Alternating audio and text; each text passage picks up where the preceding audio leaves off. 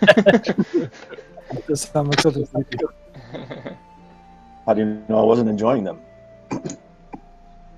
Yeah, what if Dan wanted one of his root beers? Ain't nobody got time for that. It'd be a terrible choice, but We're live. Well, there. Senor, You said you were ready to go. welcome back from a bye week of Storm King's Thunder, where we had to take a week off because I was working too many 12s and didn't have any time to prep anything, and I was super tired. Since then, nothing has changed, everything's the same, and we're gonna die. But last time, Are you talking about Well, the campaign or real life? yes. We'll have fun doing it. Hopefully. At least we'll go out rolling math rocks. Either way. But last time our party had returned to Waterdeep to prepare themselves for the journey northward in Zephyros' tower. They had acquired multiple pieces of gear and equipment, some weapons, some armor, some spell books, some winter clothing, some rations, etc., etc., etc.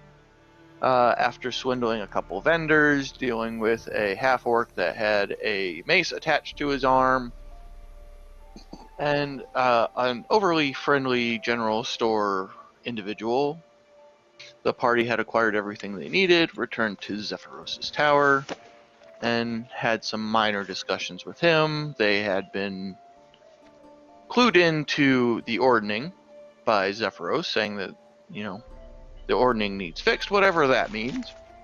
After a couple days, the party spotted off in the distance a group of what appeared to be vultures, which turned out to be giant vultures, ridden by cultists who landed at the tower, entered, wanted to have words with Zephyros. The party interfered. The party and Zephyros had a discussion about what their next step should be, and, well, as in all things that are right in this world, our party started combat. Defense. Yeah, they did something to somebody. Was it Ogilvy or Kaz that got spell casted on? It was. I I think it was no, both of us, and then I, for some reason, passed. Kaz decided he wanted to try and reach into the minds of these individuals and see what their intention was, and got caught. I was gonna say they were acting a You little guys crazy, and I instigated decided the situation. Don't try and force the blame on somebody else. Don't be Trump supporters. We wouldn't even have done it if they would have just come in with their best foot forward, but instead they came in completely backwards. They don't even know the name of the house of the guy. They don't even know the name of the guy of the house they're in. Demanding to speak with him. Yeah, they also had very poor manners, and Sephiroth kind of likes manners. Yes, he does.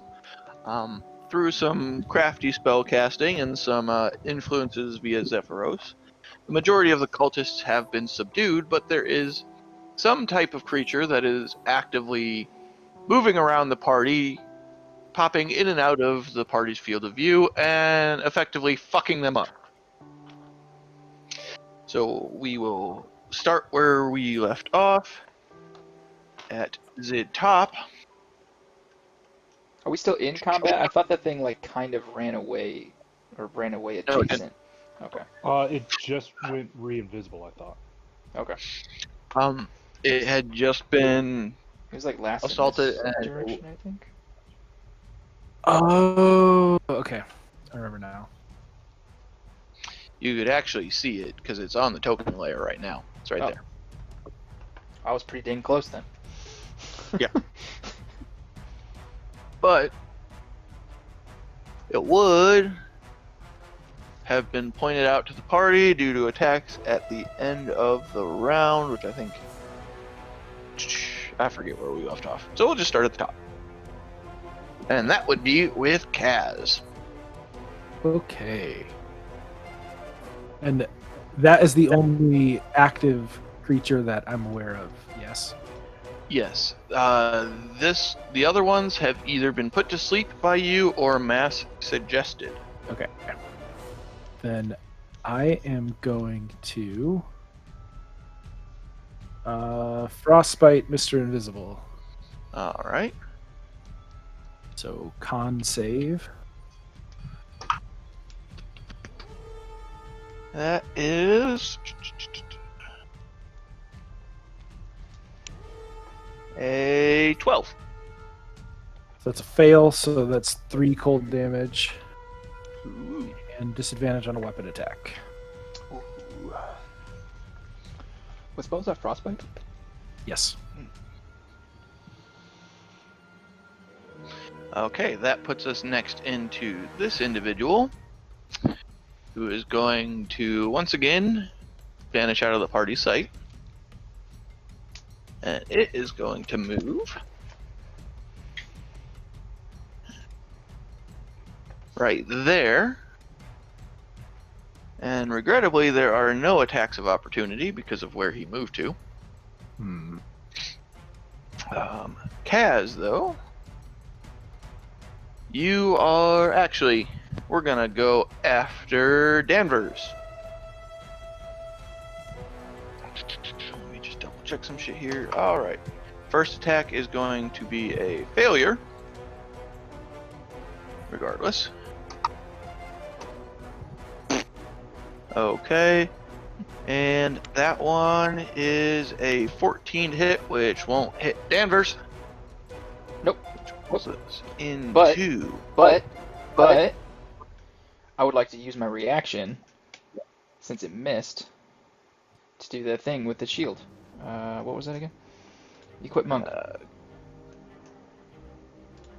And it doesn't hit, I can expend my reaction to make an opposed strength check. If successful, I knock it off balance, giving the next attack against them advantage. You will be making your strength check with disadvantage because you cannot see him. Okay.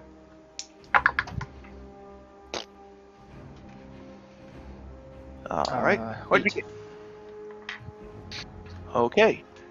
You feel like you have come into contact with something, but whether or not he is unbalanced due to his invisibility, you aren't exactly sure. Did I know what, like, can I tell what direction I hit it? Like, what part of my shield swing made contact with it? Where in my arc? It would be somewhere on your left region. So Like you have left and right. If you do a 50-50 split, left side. Like that way? Somewhere over in this area. Rude. Okay. Not giving you more than what you need. Joys of invisibility. That's way less than I need. I need so much more. Okay, Ogilvy, you are up. All right, so I'm going to put all of my weapons away to start off with. And I'm not raging right now, so I don't get any benefits from that. But here's what I'm going to do. I'm going to put my arms out as if I'm a middle linebacker for my favorite team, the Neverwinter, whatever the second name is. I don't really follow that sport. But I'm going to try to see if I can just make contact with something. And if I do, I want to attempt to tackle it. Are you moving at all?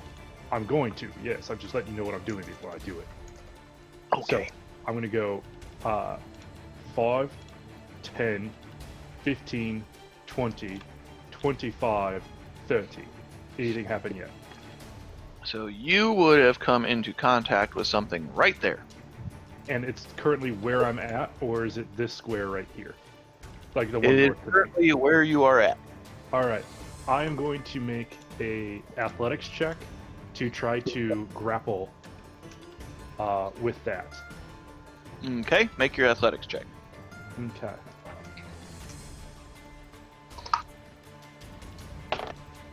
Well, that works out. That will be a 17. 14 plus 3.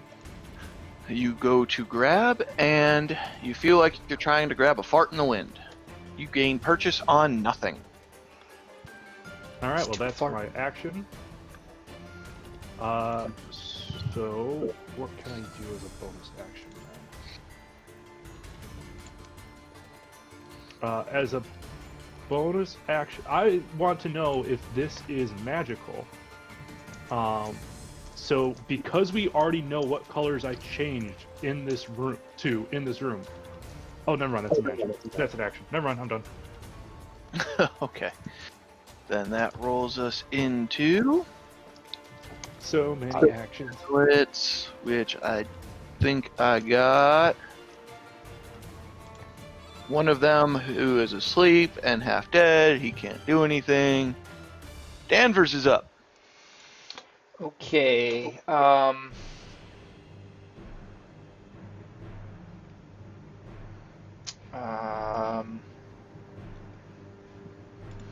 hmm.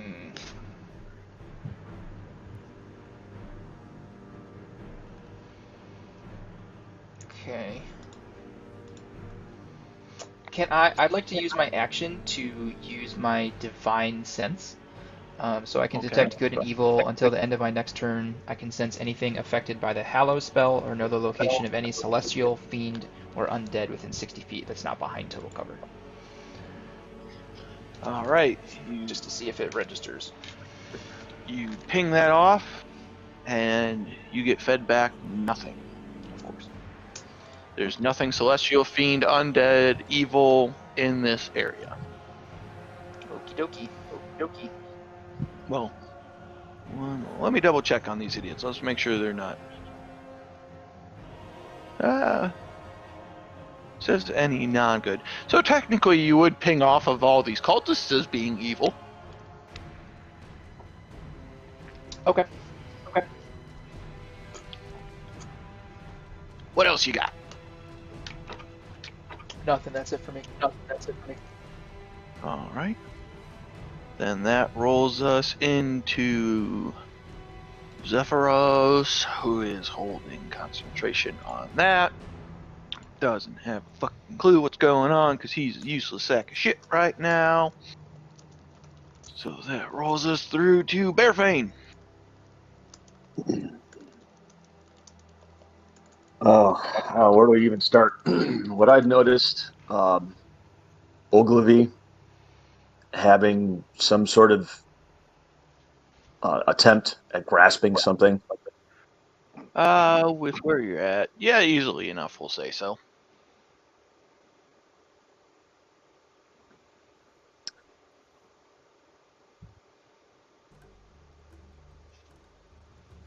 I'm going to move to there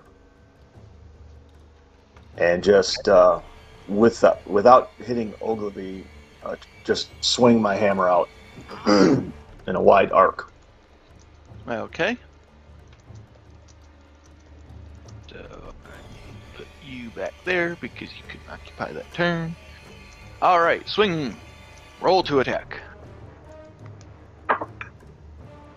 Oh boy. That's 7. It is a swing and a miss. You don't feel like you have come into contact with any of this invisible entity.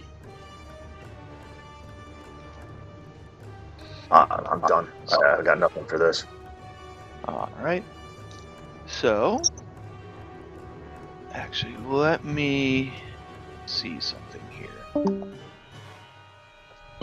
How many people can this affect?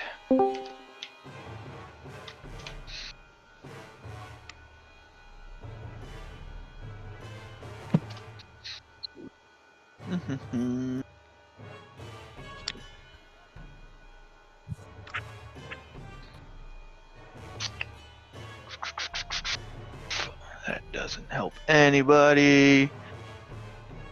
All right.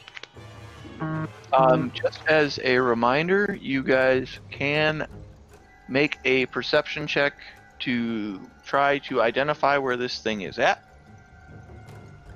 Okay. If you would so like. Or, as you have done before, thrown something onto it to make it easily identifiable to oust the invisibility. Quick, somebody get some paint. Somebody did throw sand on him. Oh yeah, that was Kaz, wasn't it? I did. Hit him with that pocket sand. Wet sand. I hate to say this, but the only thing I really have is sharp objects. Do you have rope? I do have Corey. rope, but it's sharp rope. Can you elaborate on your statement, sir? What do you mean? External audio voice. Oh shit. yeah.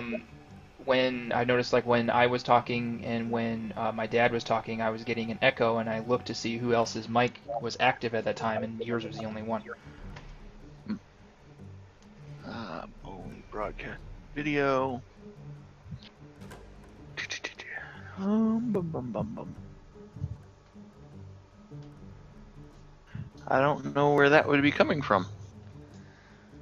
Let me double check some things.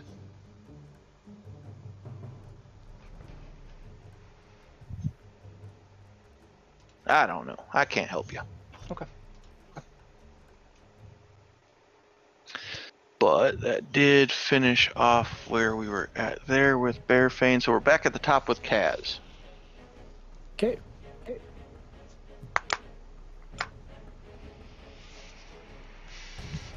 And I also noticed the bumping. Yes.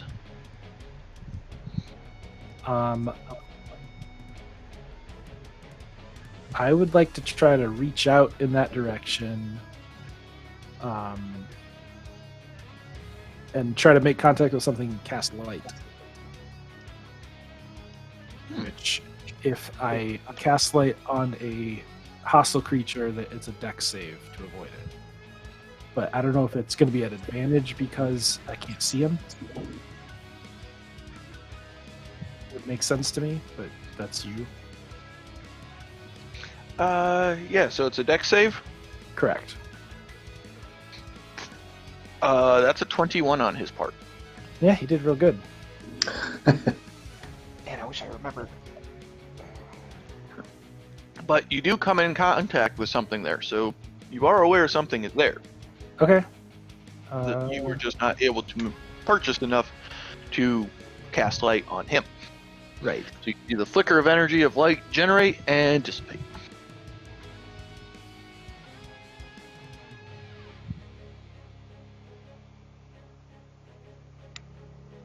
What else you got?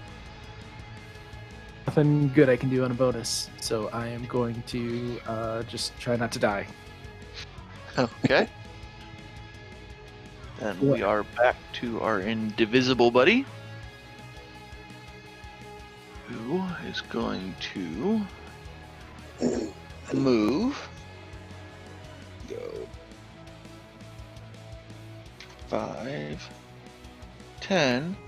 So, Danvers, you get an attack of opportunity at disadvantage. Okay.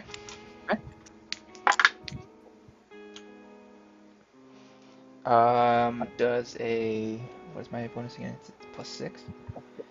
Yeah. Does a 14 hit? Meets it, beats it. Nice. So that's gonna be 8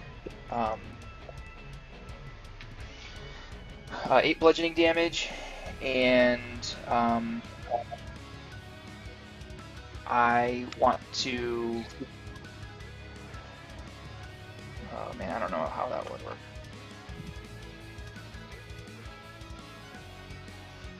I want to try to like use Crusher to like move it to that space. Move it to which space? The one like between me and like the one directly to my left. So it says once per turn, when I hit a creature with an attack that deals bludgeoning damage, I can move it 5 feet to an unoccupied space, provided the target is no more than one size larger than me.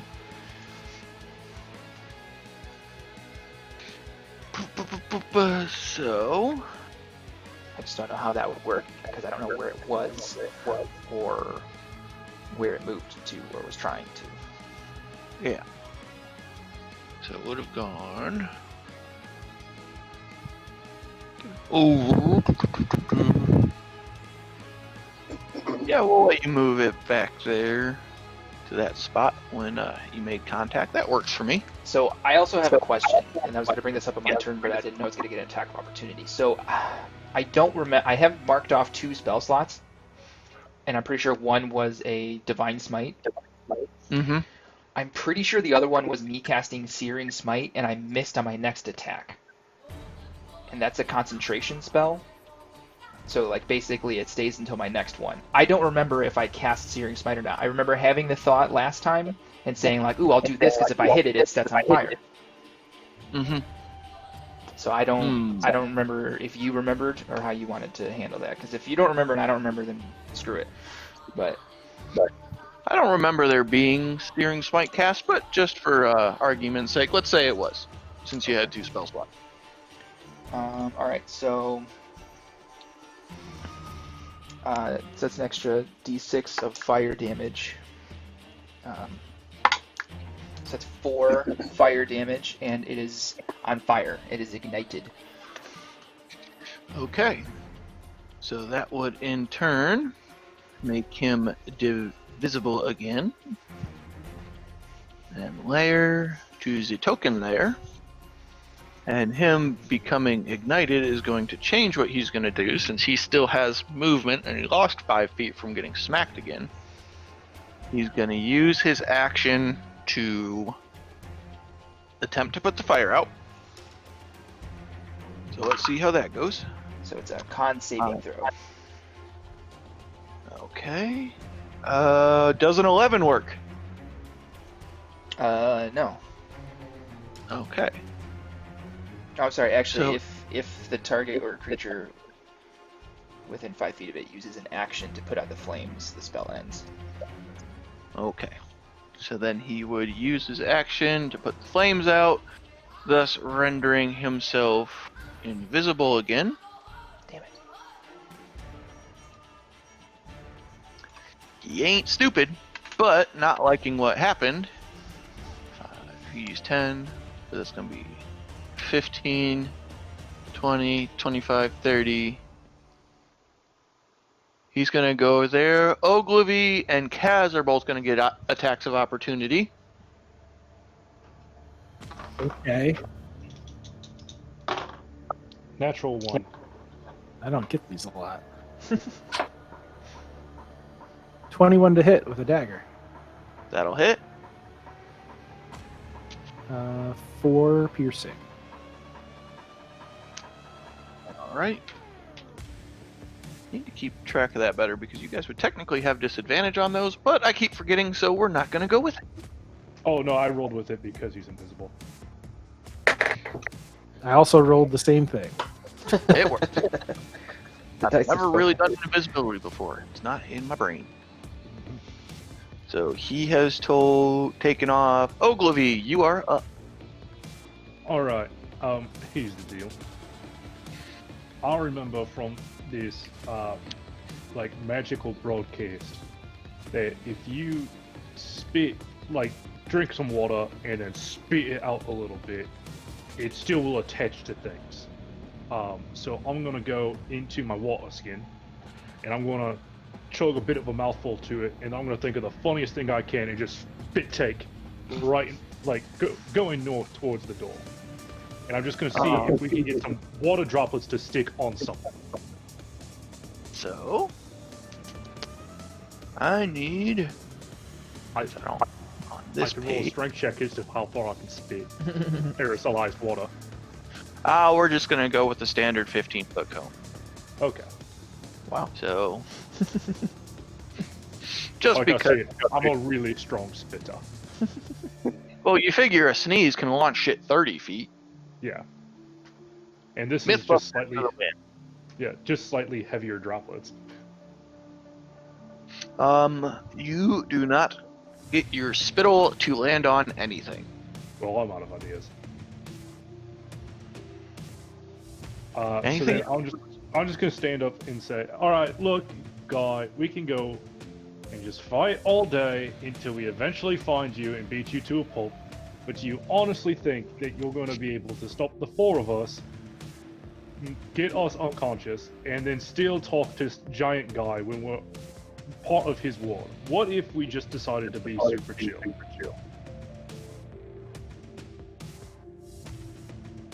Anything else? No, I think I talked for more than 6 seconds. Okay. Zealots are up. They can't do anything. One of them is still alive. That puts us into Danvers territory. Alright, I'd like to make a perception check to see if I can find it. All right, go for it. Is that a straight roll or with disadvantage? Let me see. Well, you're aware it's here, so we'll make it a straight roll. Does an 8 find it? And 8 does not find it. Is that my action? No, we're giving that as free actions right now because of what this thing is. Okay, It would be understood that it's part of your guys' action to, your opportunity to do something to try and find this thing to hit it if it's not visible. alright, I guess I'm going to take the dodge action then. Okay. Because I know that it moved and I have no idea where to. Anything else? No. Alright, Zephyros is concentrating. Let's see if he can find it. He does not. So he's going to maintain on this.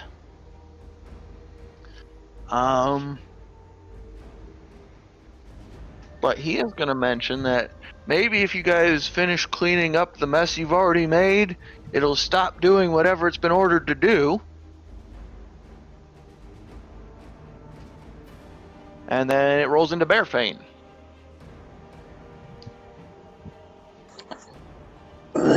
It's interesting that Zephyros says that because I haven't been attacking the cultists that are asleep because he was already doing an action to them, and it didn't seem to me like he wanted any more death and destruction to happen. So I've been leaving those guys alone. But since he can't perceive it, and yes, I know that's metagaming a little, but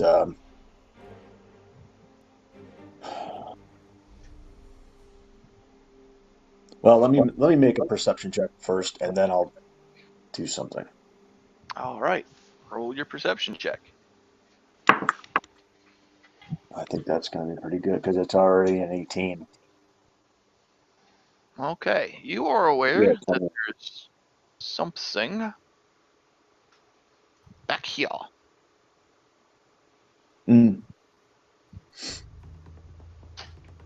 All right, so I will take a step towards it by just going north, and I'll take another swing in a general With direction. advantage, because it is technically invisible. Wow, that's a 9 to hit, and I know it That doesn't. will not hit. All right, anything else? I'm wondering if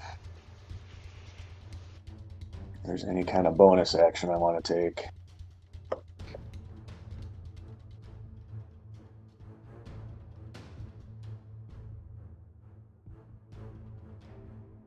No, I'm good. Okay, then we are up to Kaz.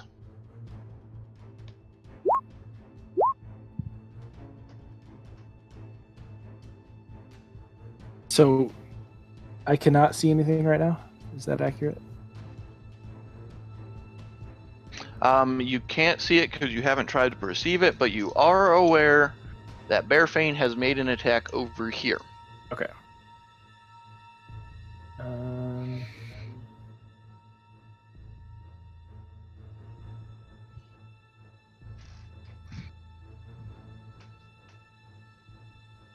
Yeah, I don't have a good. It's kind of a dick thing to throw at you guys this early. To be honest, I forgot we left in the middle of battle. Yeah.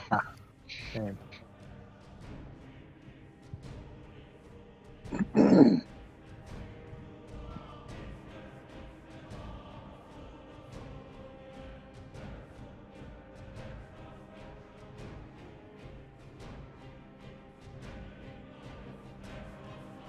Yeah, I'm gonna try to see it.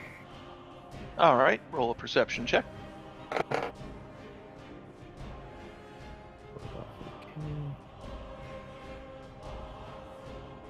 15. All right. You are aware that there is something there. That Bearfane was attacking because you see distortion in the air. And the perception is an action. No, it's basically just part of your turn right now because it's invisible and you are aware there is something here Okay. that is invisible, so it's just kind of one of those I'm actively trying to find my enemy at the moment deals. Okay. In that case, then in that distortion region where I perceived, I'm going to try to frostbite. All right. And that's a dex saving throw, which comes out to Con. con. Comes out to an 18. He's fine. Okay. You do see it pass through something. You see the distortion shift, but you do not make contact with anything but the wall behind. So next up is our stalker buddy, who is going to take his attacks at Bearfane. The first one being a 21 to hit.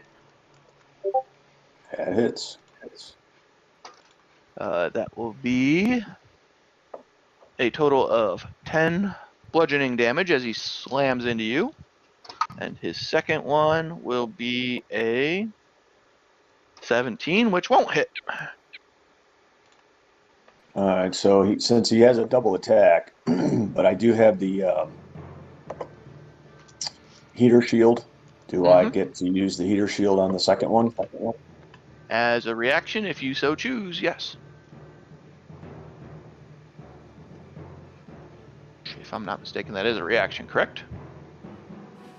Yeah. Yes. Okay, so an opposed strength check.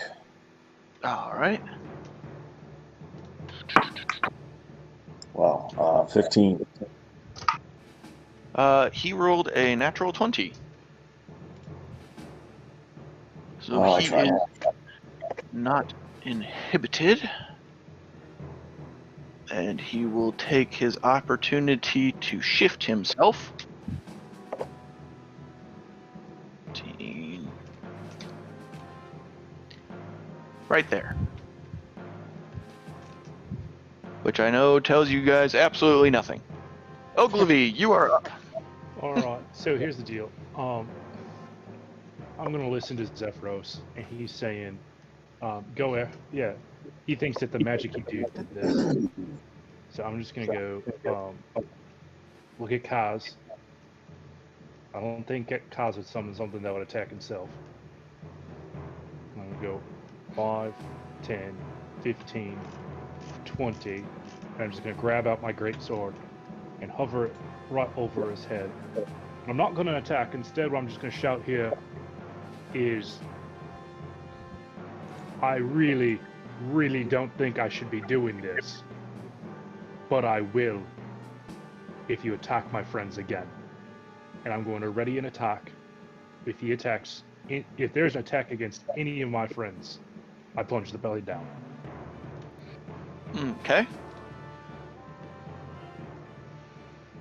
Anything else you would like to do? Nope, that's all.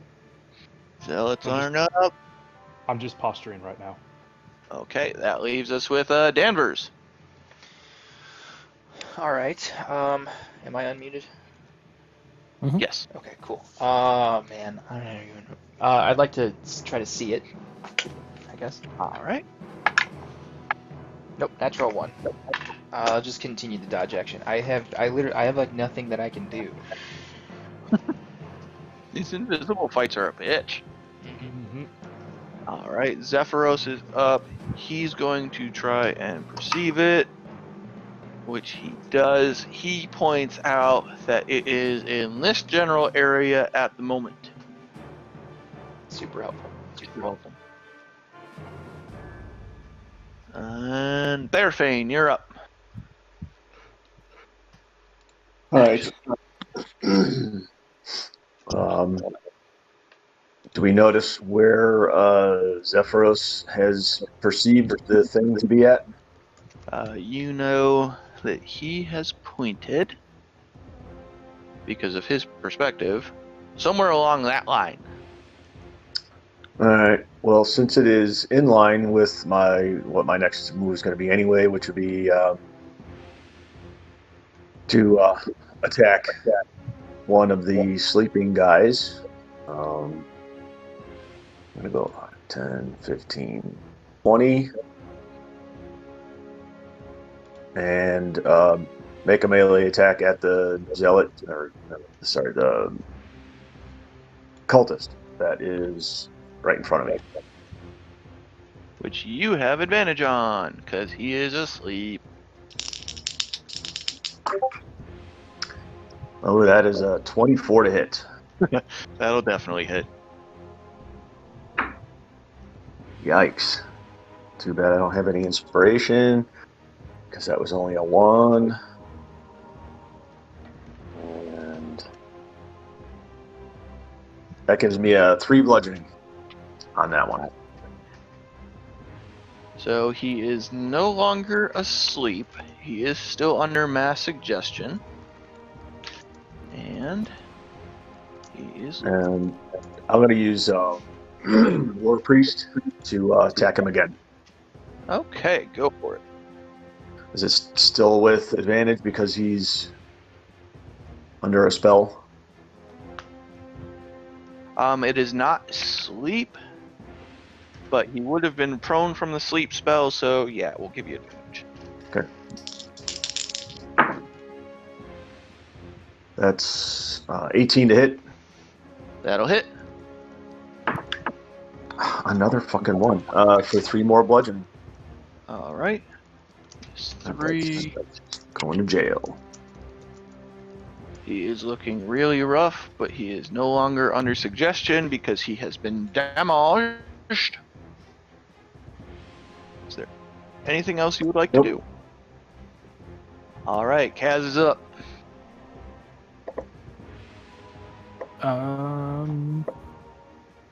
Yet again, I don't want to use my last spell slot, so frostbite. Are you frostbiting what? Me right there? Can I see him? That cultist? Oh no! Wait, what? That's a cultist. There. Is he dead? You are not yet, Is... but you are aware that somewhere along this line has been pointed out that there is the entity, and it would give you advantage for perceiving where he is at. Okay, sorry. Okay, then I will perceive and get a 13. Okay, which means you would be aware of where he is at, and that is exactly right there. Then I'm gonna frostbite that. Okay, so he has failed. 3 cold damage. All right. Minus tree. Anything else you would like to do? I'm gonna try to back up a little bit. Okay. Anything else? That is all. That is all. Okay, that puts this entity up. 5, 10. Bearfane, you will get an attack of opportunity with disadvantage if you so choose.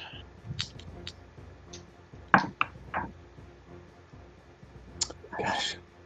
6 to hit. That was all. I got a natural 1. That does not hit. All right. Ogilvy, you are going to be attacked because you said if he were to attack any of your friends, you would kill a cultist. So he's going to attack you instead. Would that trigger it because of the trigger I put in? I never specifically mentioned me. Yes, it would. Okay. So we'll resolve this first, and then you can do your stabby motions, Sounds and we'll go from there. He's taking you at your word. Yep. Yep. But we know what the intent was behind it. That's a 19 to hit. Oh, it hits. All right. That is 11 bludgeoning damage on the first one. I'm not raging, so I take the full. And the second one is going to be a 23 to hit. I'll have to think about this one. And that's 11 more bludgeoning damage. Ouch. Alright. And now you can do your stabby. This will come at advantage because he's prone. And sleeping. Yeah. But I don't get double advantage. So 16 plus 5, 21. That'll hit. Alright, 2d6 plus 3.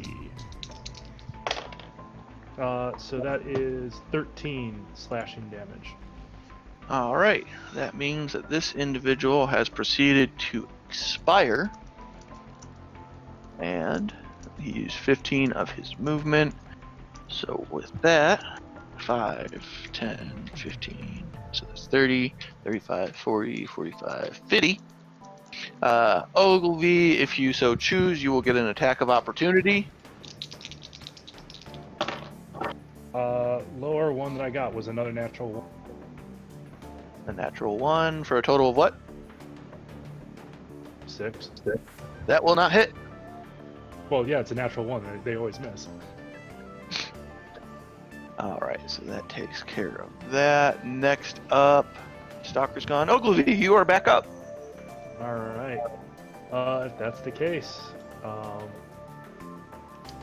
I am going to use a feature of, let's see, once per short rest as a bonus action, I'm going to regain 1d10 plus 1 hit point. And that will give me 9 hit points back. Okie dokie. Heal.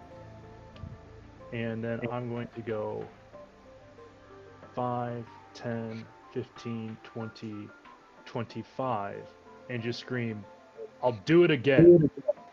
If you want your friends, surrender. Anything else? Yeah, I'm gonna ready an action so that if anyone I see gets attacked, I'm gonna plunge down. Alright, then Danvers, we're up to you. Okay, I'd like to start by trying to see it. Okay. It's an 18 plus 3, so 21. Alright, you notice that it has moved over here through the curtain as the curtain is actively being whipped by its personage. Okay, let's see, 5, 10, 15, 20, 25, 30. I would like to use my breath weapon in the direction that I saw it. Okay. And what's that, a 15-foot line? 30 feet. 30 feet? Oh yeah, you'd catch it. So it's a dexterity saving throw. So where it critically fails. So we'll go with the double damage on that. Double? Okay, so then that's going to be 18 damage. Lightning. Alright. Nice. So that? Anything else? Nope, that's it. I used all of my actions and movements. Alright, Zephyros is going to try and perceive it. Let's make sure. Alright, he is aware that it is over there. What does he have?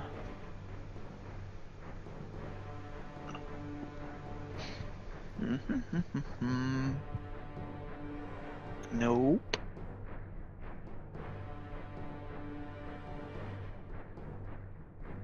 No. Yeah, he doesn't have anything he can do from here. Alright, so he is going to point out to everybody that is over in this general area. But that's all he's got, so Bearfane. Alright, I am going to cast Pull the Dead on the cultist in front of me. So it's Okay. a wisdom saving throw. Alright. He rolled a 9 plus nothing. He rolled a 9. All right, so that's a 12, right?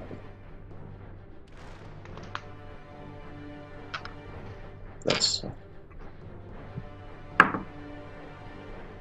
8 necrotic damage, And he expires. and I'm gonna move. Hmm.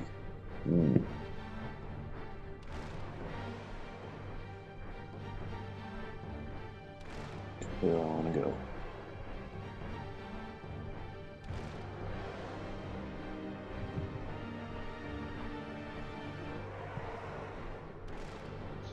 I want to move in the direction of the spot where I saw Danvers and the curtain move and Danvers hitting Okay. Which was over here. 25. Yeah. And then that's it. Okay, back at the top with Kaz. All right. I'd like to try to perceive Perceive away. out of 14, Alright, you are aware that it has moved heel. like at the door. Yes, other side of the door.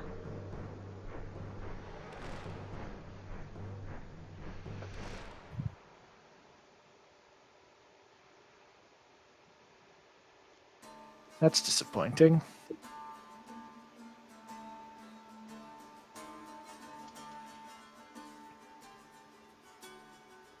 I'm not going to do what I was going to do, so I'm going to frostbite him. Alright. And that is a... So many tabs. 19. He passes. He's fine. Alright, then that puts us to our invisible buddy. And that is going to be 5, 10, 50, 20, 40. Yeah, okay. Good enough. And he has concluded. Ogilvy, you are up. Okay. Nobody's been attacked, so Nope. I'm going to keep holding my action in case an attack happens, and then hope using my bonus action to hope to God nobody gets attacked. That's my turn. Okay. Zealots are up. They're all dead. Danvers, you're up.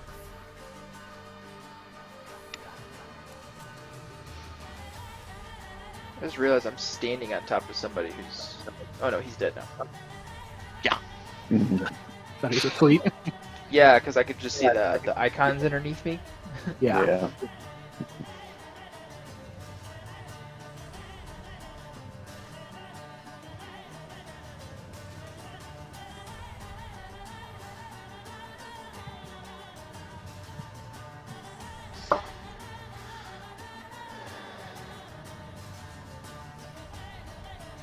I'd like to try to look for it once I get like into the curtain.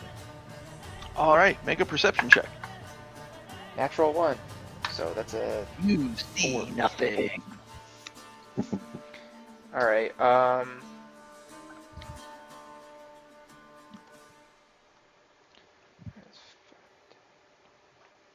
Yeah, I'm gonna stand there and I'm gonna take the dodge action. All right. That's it. Then Zephyros is up. Let's see if he can spot it. He looks through his windy blown curtain and goes, I don't see it in the room at all. Doesn't seem to be in my tower anymore. And Bearfang.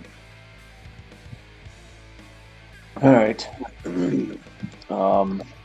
Seeing Kaz advance and Danvers advance, I'm actually going to go back here and try to dispatch this cultist here. Okay. If Danvers was hoping for me to go up and give him flanking advantage, then I apologize for that move. Yep, so I'm going to attempt to melee the sleeping dude. That's a 21 to hit. That'll hit. This is a much better dice. 7 bludgeoning. All right. He is still alive and is conscious and no longer under mass suggestion, but he is prone. I'm going to end my turn right there. Okay. So, I think that's what I was using for prone. I don't remember. So, Bearfane, that cultist is up. And he will use half his movement to get unproned, and he is going to attack Bearfane. Because he's the closest thing to him.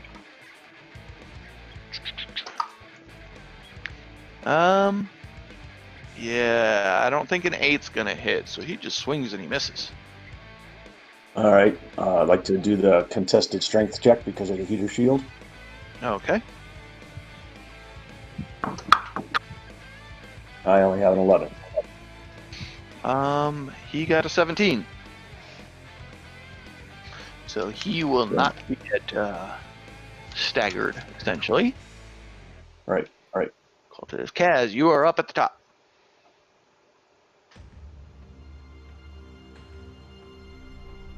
Okay. Can I perceive where he's at? Sure, you can certainly try. 17.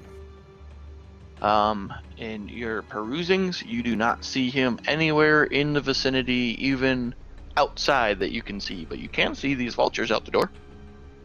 Go 5, 10, 15, 20, 25, 30.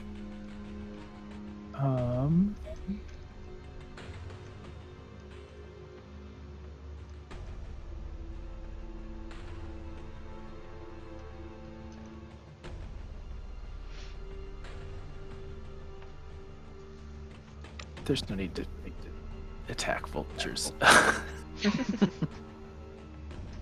we're not Spider-Man.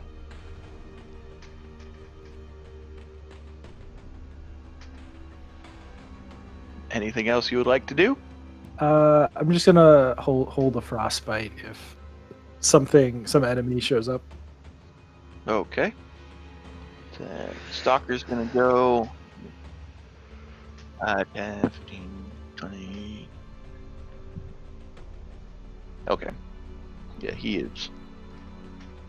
Elsewhere, Ogilvy, you are up. Alright. It's been 12 seconds since somebody's attacked. I'm going to put my greatsword away, and I'm going to get out my sharp rope. It's like regular rope, just a little bit more angled. And I'm going to start tying up the cultists that I'm around. Alright. Starting off with feet, and then hands, going for the full hog tie. Alright. Make a sleight of hand for me. What's my sleight of hand?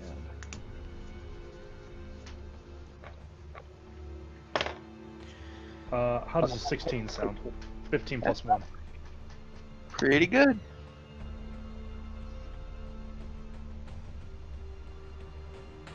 You are very confident in your knots at the moment. Yay. Anything else you would like to do? Feel confident. It's not often my character gets to feel this way. So Danvers, you're up.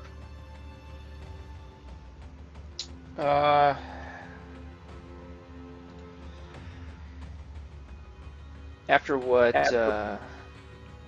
Zephyros said and the fact that I can't see it, actually, I'm gonna look one last time. Okay. 19. From where you are at, you do not see it outside. You don't see it in the tower. You perceive no shimmerings or mirage type visuals in the air in any of your visual range. Okay. It appears to have departed. So I'm gonna move there, and I'm going to throw a javelin at this guy and like try to remove his ability to run away by hitting him in the leg. So, are you trying to kill him or? No, I'm not trying to kill him. Okay. I don't know if the party wants him or not. Just a 10 to hit though. 10 does not hit. Okay. He does some crazy leg dance and dodges. Crazy leg dance. That's it. All right, Zephyros is up. He's gonna hold his mass suggestion. He's aware that the thing seems to have departed his tower, so he's not too concerned anymore. Bearfane's up. All right. I think I would like to continue to try melee the cultist in front of me. All right. Does a 12 hit? A 12 meets it, beats it. Since he looks like he's in pretty good health yet, I'm just going to do a full 9 bludgeoning. Yeah, that's enough to expire him. Oh, okay. I look over at Danvers, I just shrug. All right, you have one cultist effectively tied up. He is, after Bearfane's turn, returned to consciousness in a hog tie, and still under the mass suggestion spell of do absolutely nothing. That effectively takes us out of combat. What would you all like to do now? Stumble back into the room. Make a perception check to see if I can see the invisible guy. All right, make your perception check. Disadvantage is a 14. You do not see it at all. Don't I see still it. don't let my guard down. All right. What else? Who else wants to do something? Danvers, Ogilvy. Making sure my knots are super confident, like I am. I can't think of anything I want to do. I'm kind of at a loss right now. You guys have one tied up cultist, a bunch of dead bodies. Zephyros maintaining his mass suggestion. I think the invisible one left. Yeah, I think so too. I mean, yeah, I think so too.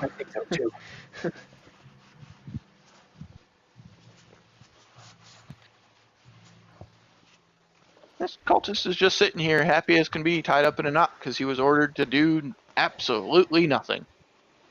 Well, one, Zephyros, you need to teach me this because it is super cool.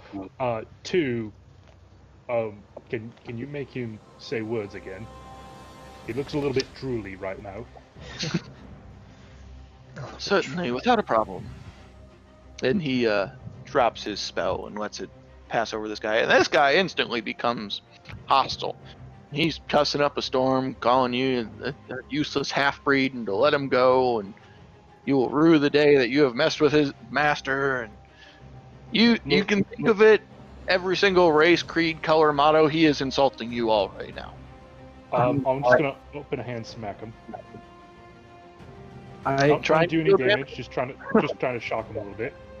He's got one lack of manners started this fight, and we are not gonna make the same mistake twice. Fuck you, half-breed. I am going to take out a copper piece and cast Detect Thoughts on him. Okay. And that is... Oh, that were your thoughts, that's why. That's clever. Some of the spell components in this game are so funny. How far into his brain are you trying to reach? Right now, I'm stopping at the surface thoughts, and then I just want I'm just going to stay there as we question him, and I might probe deeper. Okay, his surface thoughts are, fuck this is bullshit, I don't want to die. Okay. That last one's important, though. Yeah. Yes. What were you doing here? You didn't know the name of the person who owns it. You just showed up. Fuck you, Fluffball. I smack him again. Any change to his thoughts? The surface thought you gather is following orders.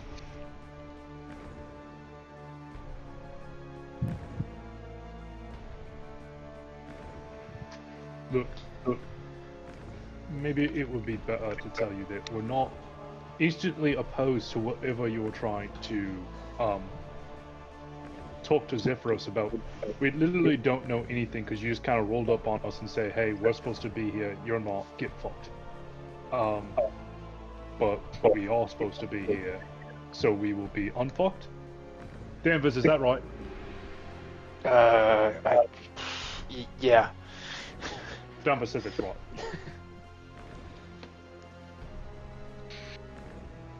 Well, if I tell you what I know, will you let me live?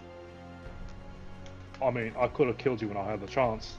We didn't want to kill any of you. Yeah, I have no pleasure killing somebody who can't fight right now, and look at these knots. They're super good knots. Did not do a good job with these. Come on. But to your point, yeah, it's not fun, and it's not cool to, kill someone when they're all tied up like this. Like, you guys had the dick moves. We didn't want to be the dicks. All right, y'all can make whoever wants to a persuasion check with advantage to see if you can get this guy talking. I mean, Ogilvy, you were the one persuading. All right. Exactly. All right. This with advantage, but -1, I believe. That's not so bad. Yeah.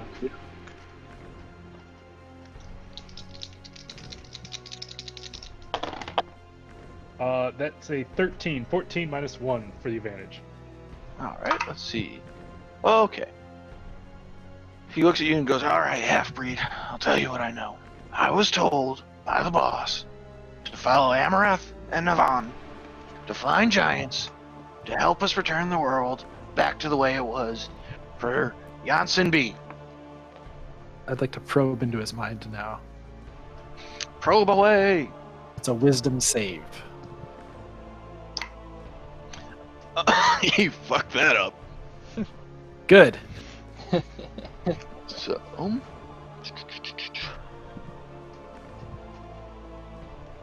So I get you gain insight into its reasoning, its emotional state, and something that looms large in its mind. So, its reasoning right now is it's going to basically do anything it can to try and stay alive, including being honest. It's kind of worried for its life at the moment, and its primary goal right now is to survive, and is willing to do whatever it takes to survive. So it's worried it's going to die regardless of what you tell it.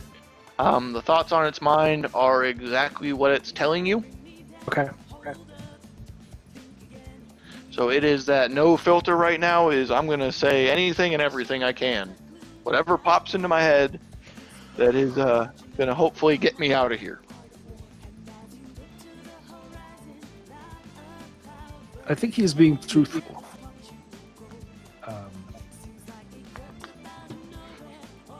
All right. Here's the deal. I'm gonna back away from you. I'm gonna put all my weapons down on that table over there, and then we're just gonna talk, tied up brow to brow. Is that cool? Are you going to be tied up too? No. I'm the bro. You're the tied up bro. I thought you were saying you're both being tied up. You see, this is why I'm so bad at persuading people. Well, you did well in this case. Okay, let's not recognize here that sometimes flying squirrels still get fed. So what exactly are the giants supposedly gonna do to help Janssen C. Bin with this quest to set the world right, which apparently also involves some sort of racial genocide according to your choice of words? Well, have you met giants? They're pretty damn powerful, and well, they have abilities far beyond that of us small folk per se. Especially Oh. these cloud giants, they're very magic persuaded. So we're hoping that we can culminate enough of them to kind of rewind time. Zephyros, you know magic. You have seen him do magic. Yeah, but yeah.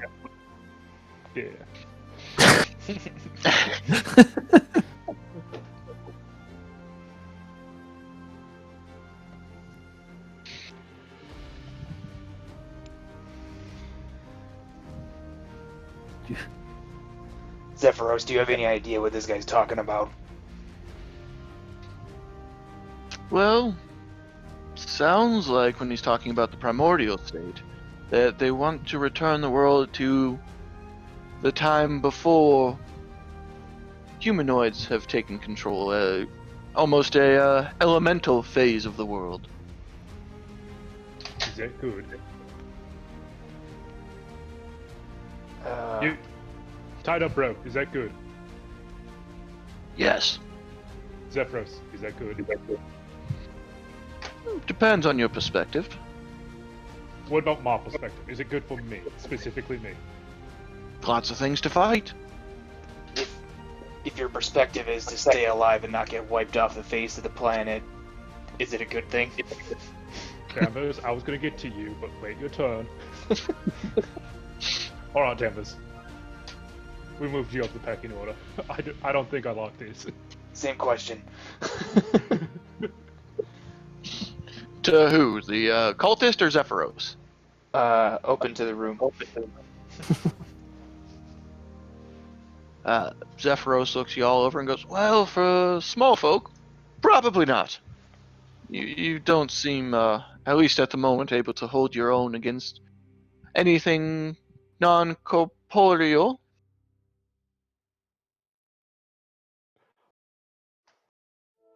Man's not lying. Why does he care about corporals so much? Because he's a lieutenant. Oh, are corporals better or worse than lieutenants? I believe lower. So they're shorter. Is there any other information you guys think we can get out of this guy? Possibly. I How do you believe he fly would, vultures? I believe he would tell us whatever he took to get out. Sure. I mean, how much truth is in that? Or is he just going to tell us what we want to hear? The only thing I want to hear is a yes, sir, from his mouth when I tell him that he's going to go back to where he came from. He's going to take his stupid vultures with him. He's going to say, we flew into a storm, and everyone else was unsaddled, and never mentioned that he found Zephyros or us. I want to turn to the cultist guy, whatever we're calling him. How many more of you are there?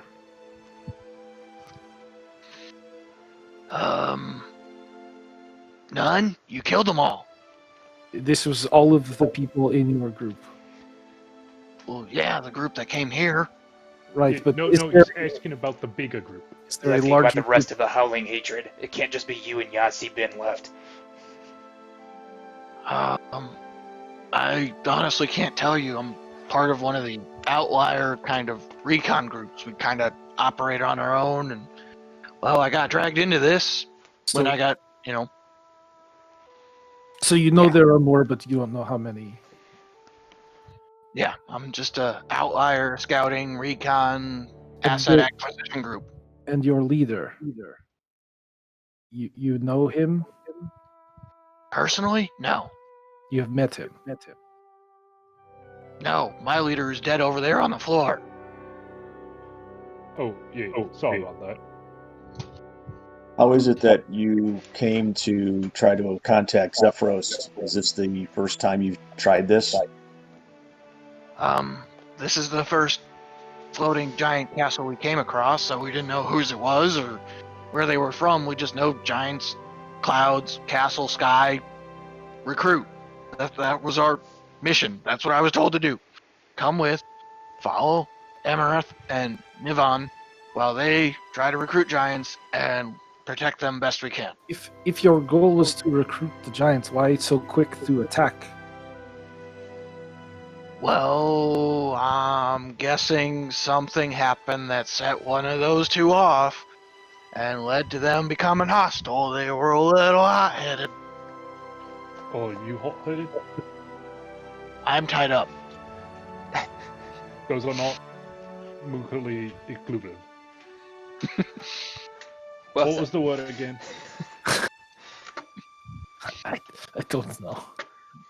You know, when the things can go over each other. You can be both. That's what I'm saying. Juxtaposition. Yeah, no, maybe. All right, so you're actively seeking giants to return the Earth to a primordial state in which all the little things will be dead, including you and your cult buddies. This seems Is that right? pivotal. Now we're setting it up where everybody else goes and we get to rule the new world. And how many It's like- giants have you been able to make this agreement with? As of right now, we are at 0 of 1. Solid Okay. start. Do you know how to find others? Fly around till we run into another flying sky castle. How do you control your vultures? They have been trained from hatchlings to respond to anyone in our gear. Useful. All right, so I'm going to turn to Danvers and I'm going to say, assuming that this person, if we release him, is going to go back to his group and actually tell the truth of what happened here instead of what you would like him to say, are we letting him do that? Is there a disadvantage to not sending him away? And by the way, he only gets one of his flying, what is it, a vulture? The others have to stay here. Is there a, Vulture might be bad eating, but it's still food. what message could he give that would be helpful to us? Well, I think the most helpful thing that he might say was nothing about us. Right. So, do we want to even let him go? I don't owe him anything. At hearing not being let go, he starts struggling real hard against these ropes. I look over at Ogilvy to see if he's still confident in his knots. I mean, they're good knots, but here's the deal. I made a promise that I was going to let this guy go, and none of you are going to fucking interfere with that promise. Whoa. You can uphold your end of the promise without affecting us. Did you promise to let him leave the building? Did you promise to untie him? I promised that I would let him live. That didn't mean that he was going to Okay. be Yeah, in you- here the rest of his life. Would But let He him rolled live. 5 feet down. You promised light. I promised that he would live. Okay. Zephyros, do you have a dungeon aboard? While you're arguing, I think he's getting away. I see him. Don't worry. I still have to want to reach pull my out my arm. wand and Just take a cast step. Obliviate on him. No? Is it Alright. is it like the rain version or like the wand version? Because today's a day I could stand to forget if we're just gonna kill a guy. Well, I mean, if you would like to obliviate him with your hammer, go right ahead. That's called brain damage, Mike. Zephyros. No, I don't have a dungeon. I'm a sky castle. And, a Most magician. castles have dungeons. I'm a mage at that, and I tend to like to hold my, small folk comrades in higher esteem than needing to imprison them, unlike my kinfolk. See, I like you, Zephyros. I got to tell you, I'm kind of leaning towards not letting him go, but I do want to help Ogilvy honor his word. Look, what I'm saying. But I will hold no reservation or no ill will against anyone who decides to do otherwise. Hint, hint. What if we just like we can't be too far away from Neverwinter right now? What if we just go to the nearest major city, tell the captain of the guard we found this guy, he wants to destroy all of reality, and then you know the cities get tipped off and they can start rooting out other people who have these like-minded but radical thoughts. There's a lot of flawed thought there. Well, yeah, I had it, but he's fucking living.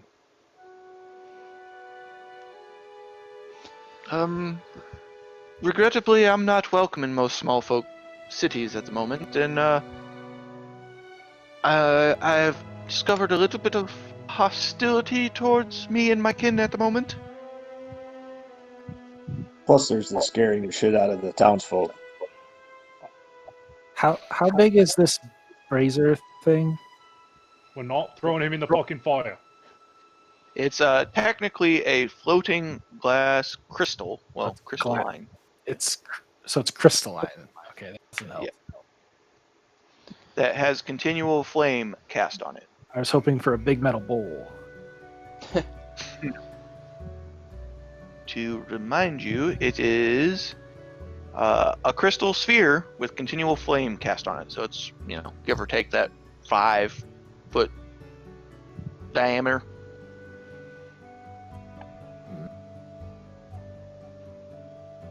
Rose, you got some cool magic-y tricks, right? In what realm are you speaking? Can you just pop him back down to the ground safely without harm? Why are we stopping or doing? He's got a fucking vulture. Just let him go. Keep your word. You and I are gonna have a discussion about making promises to people who are trying to do harm to you, and then we'll hope that he keeps his word when he's going to give it before I let him leave. That he's not gonna say a single thing about meeting us. Oh, I'm But sorry. why let him have his vulture? Yes, he can take his vulture. We'll keep the rest. Yeah. You could take his.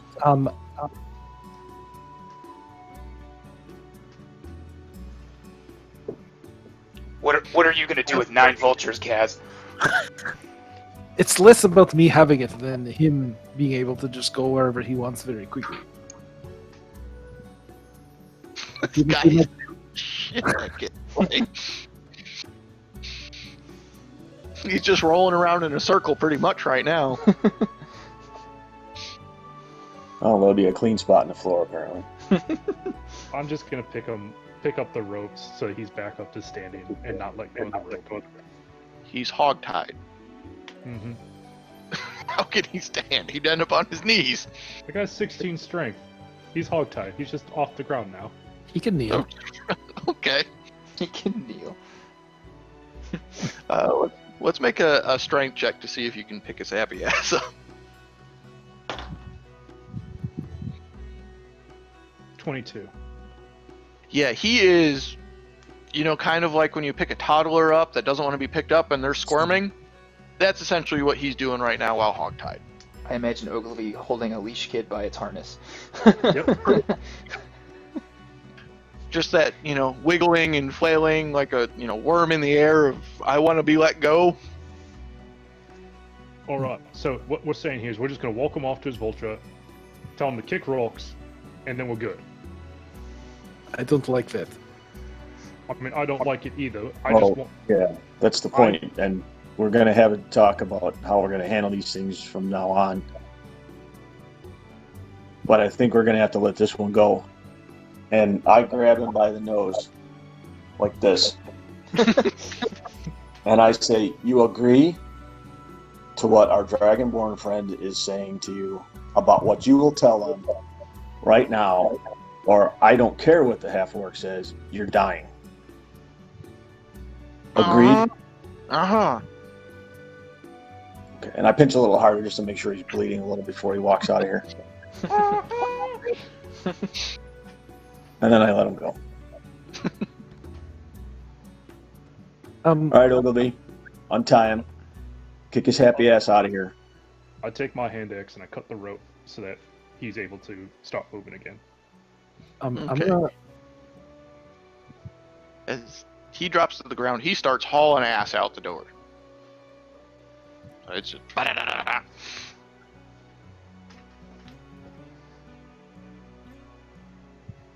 And he's gonna just hop on one of these vultures and away he goes.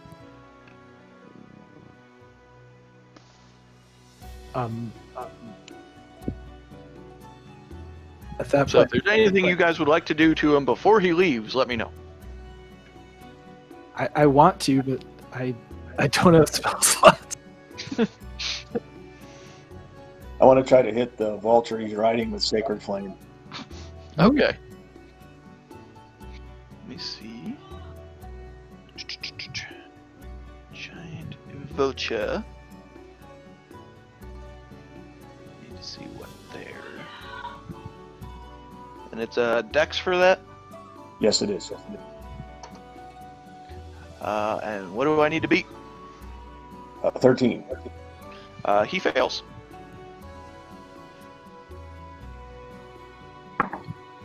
The bird takes 4 radiant damage. Okay. Let's see if he can maintain control of this bird. Because it was not prepared to be hit. I find birds rarely are. As you see that bird get hit with Sacred Flame, it basically does an alligator death roll and dumps this guy off. Oh, jeez. He rolled a 2 for his Did animal no- handling. Did So Ogilvy he's in a free fall right now? Yeah. see this? Yep. I look at Ogilvy and I say, I didn't kill him. I killed a bird. His action is a unfortunate consequence. Yeah, this guy's in a free fall right now. I look at Ogilvy again and I say, if you want to watch him bounce, you can go look over the edge of the cloud.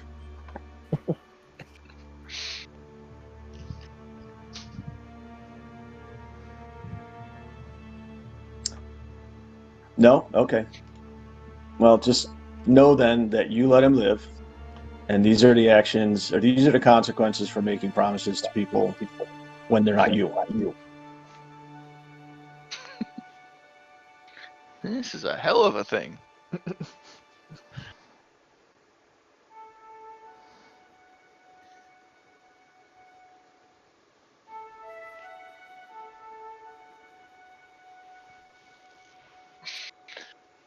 Well, that's a little more bloodshed than I'm used to doing. I'm gonna start cleaning.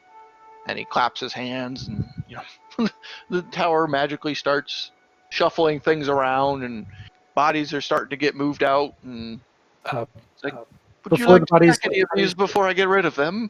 Yes, we should check for useful things, and we should take gear in case that is really necessary.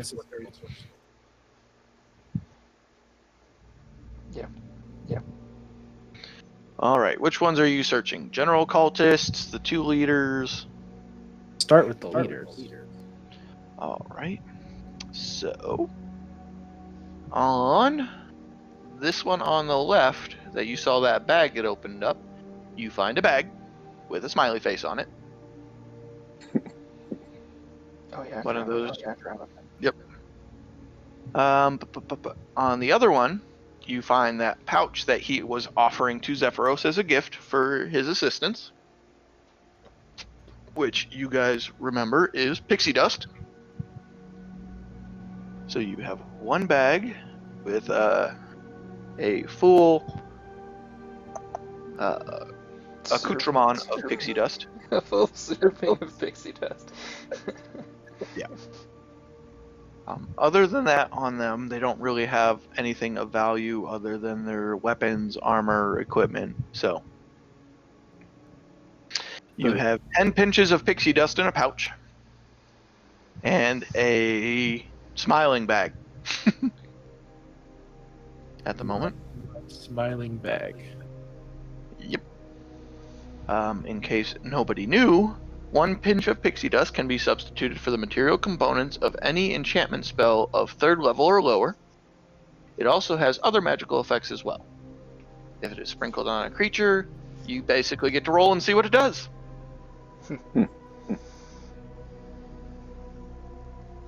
So whoever wants 10 pinches of pixie dust, that is yours, and whoever wants a smiling bag, feel free. What about on the common, the regular guys? Obviously, we're going to take their armor or whatever it is that they're wearing that they claim makes the vultures respond to them. Between all of them, you find 15 copper pieces. It's almost like that was their wages for this week. They don't get paid shit.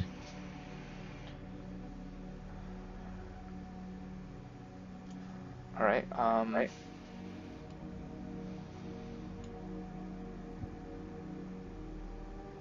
I just stack the copper pieces on the. I just put them on the table at the back of the room. Okay. If you have nothing else you would like to do with these bodies, do you mind? Getting rid of them? No. We'll chuck them over the side. I actually have a better plan for that, because that would raise some concern if small folk start raining from the sky in the vicinity of a cloud giant's castle. You gotta feed them to the griffins. Yes, they're actually rather effective at cleaning. Thanks. So whistles, the griffins come down, they pick up the corpses and fly back up in a couple, rounds, and away the bodies go. Interesting. Remind me not to die here. Well, at least you don't have to worry about a burial. You get a sky burial. Which is when a griffin eats you and then poops you out. Yes. It's an oxygermon. What would you all like to do with the remaining vultures outside? I don't know how well my griffins are going to take kindly to, guests. They can have those too if they want them. Are there perches on your castle anywhere? Like places that rest outside? There's the archways, that's really about it. Let me have a word with them. Unless Danvers was going to try and take the armor and actually control one of them. No, my plan was just to hold on to it in case we run into these guys again and we can potentially use it as a vector of escape or something like that. Okay. I hate to say this, but based off of everything that those cultists were saying, the second that they look at me and they look at you and potentially they look at Kazia, they're going to be like, oh, they're not in our super xenophobic cult. So it doesn't matter if we wear the clothes or not. They're gonna fucking know that we don't belong. Oh no, it wasn't for blending in or anything like that. It was so that if for some reason we're stranded without Zephyros, we can still use the vultures to try to escape at the end of the day. Since we had to leave our horses in Waterdeep.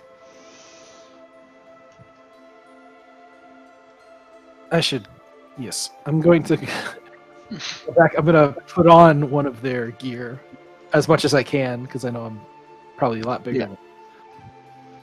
And then I'm going to walk out to the ledge and use Speech of Beast and Leaf. Okay. You kind of look like the Stay Puft Marshmallow Man. It doesn't fit right. That's fine. Hopefully it tricks them. You're bulging out of places that these clothes aren't meant to bulge. There's a couple rips, couple tears. Yeah, it's not comfortable. All right, speech with beasts and whatchamajiggins. So I can communicate with plants and animals, but I can't understand them. An advantage on charisma check. Okay. And I just want to say, friends, stay near the castle, avoid the griffins. It's going to be You get the impression that they're just kind of doing what they've been trained to do. They've been perched. They're gonna just kind of chill here till told otherwise. okay. I go back and take off the too large or too small clothing.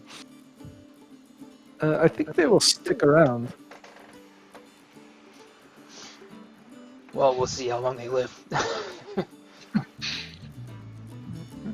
I gotta check something.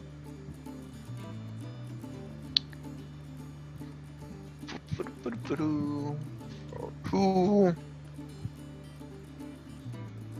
would win in that fight?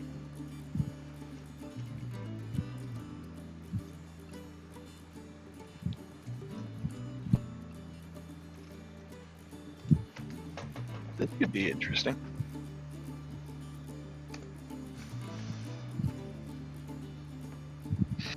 Anything else you all would like to do?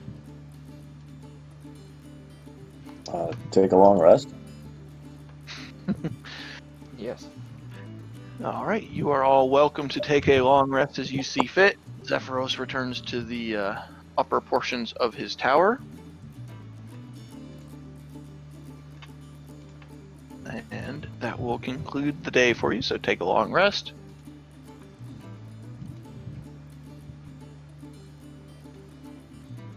Let's see here. Like when I want to like have a conversation with Ogilvy, but obviously we need to wait for Jay to get back. Mm-hmm.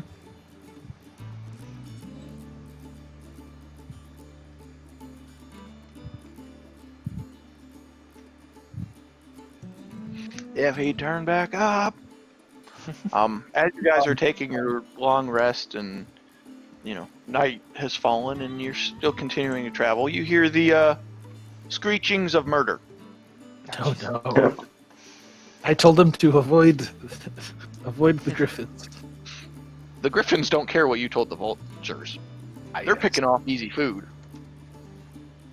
Well, So they're just picking them off one at a time and carrying them back up to the top and eating them. The vultures are definitely getting twitchy, and they're moving around. it'll be okay. I want to in the morning do my portent with my crystal ball. Okay. It is a 6 and a 17.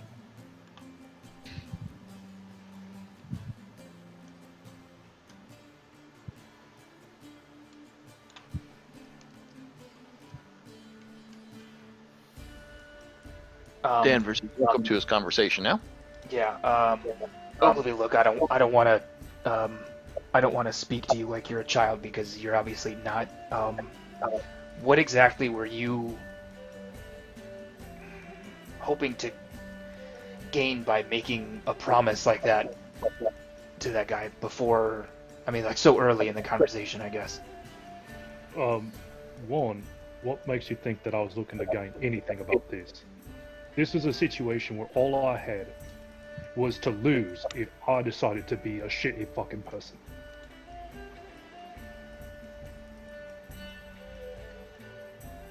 Like, you know what I did before all this, right? You were a pit fighter, something like that. Fucking yeah. I woke up every day knowing that that could be my last one if things just went wrong in the fight. I mean, we try to fight to the end, but not fight to kill each other, but it's a fucking battle. It can happen at any fucking moment. So I made my peace. If I end up dying, I end up dying. But everything that I've seen here in the past fucking week just blows my mind. That when I face somebody who's literally trying to make sure that I don't beat them with an inch of their life, and then we've got people who are trained to be soldiers, who went and knew that their job was to die for the city if it required for it. I just don't get anything outside of this fucking pit world, man. where I decided, hey, you know what, this guy, he can't kill me. There's no reason to put him in an inch of his fucking life or past. And apparently, I'm the one outside of my mind. I understand and I appreciate the spirit of what you're trying to do in trying to. You're really applying sportsmanship to the world, but do you think that if the shoe were on the other foot, that guy wouldn't have killed you instead? Who fucking cares? Do you not see me? Do you not see you? We're automatically going to be put in danger from the way we look, from the fact that you can just breathe things that hurt people. But how often do you actually do it? How many times have you tried to sit there and spit your fucking fire to warm up a tea kettle as opposed to actually trying to harm somebody? Because I'm betting the answer's more. Now, I don't want to speak for you, but the fact of the matter here is that every mistake I make in life is magnified because of how I look. Every mistake I make in the ring is magnified because I come in and I'm not the hero. Now, you want to be a god. I heard that part. You want to be a god. You want to do things that him can't. You want to usurp his power. Well, tell me, what are you doing better than him right now? He at least helped us save the people who weren't trained to fight. He gave meaning to the soldiers who died. That's the best I could ask for in my life. That's a good death. I got no problems with your god. You got problems with him, I'm not speaking for you, and I'm going to keep you alive because you're on my team. But right now, my word is the only thing that prevents me from being like the guys we fought.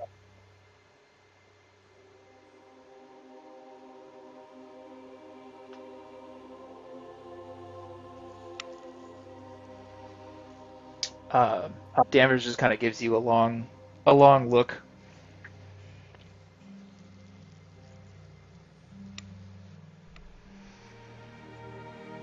Okay. Sorry for going off on you like that. It's just No. you spend so long in that pit being framed as the villain. Everyone telling you you're the big bad, you're the one that all the heroes are supposed to stop. You either agree to become it, or you really overcorrect trying to be the hero.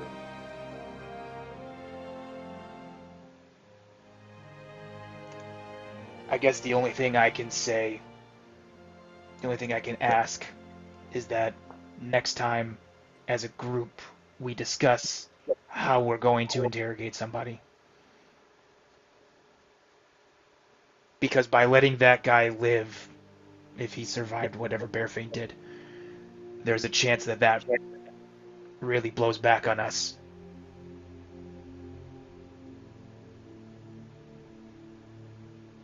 That's all. I get what you're saying here, but I'm not going to make a habit out of killing people unable to fight. If you want me to agree to that, then he can't be tied up, he has to have a weapon, and he has to know it's coming. And that is my starting position. I am not going any farther away than that. So, trial by combat. The lowest That's you'll what go. you call it. If that's what you want to call it, then that's what we'll call it. Okay. But the fact of the matter here is that I am not doing anything that can make me look like something I'm not.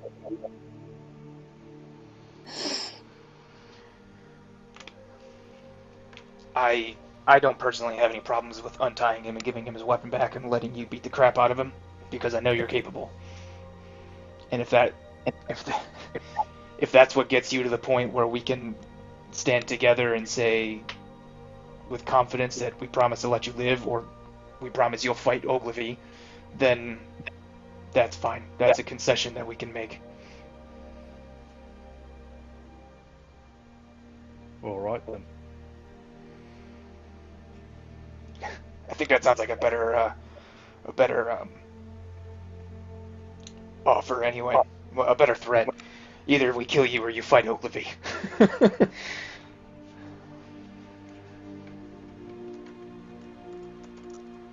But I mean it, you know. if you want to become a god, what are you going to do better? Because it can't all be just vengeance.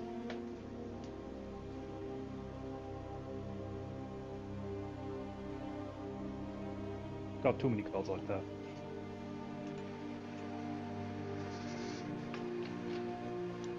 I don't say anything to that.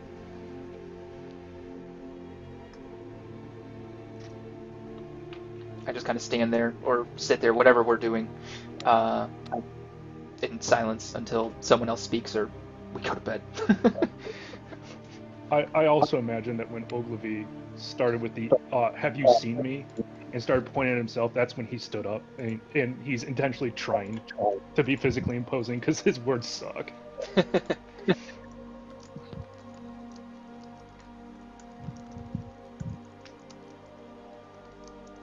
But I've got nothing more to say. That's me as Jay, not as Ogilvy.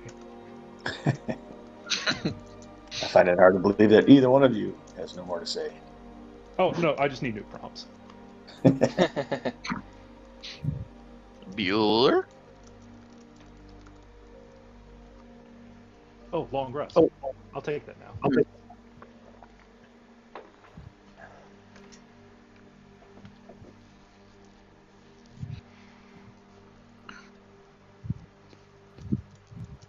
Do the roosters crow up here, Zephyros, in the mornings, or do we have to find another? I think the vultures would have. Well, I can almost guarantee you will probably every morning hear a vulture die. Well, He's at up- least for a week and a day, anyway. He's something that wake us up.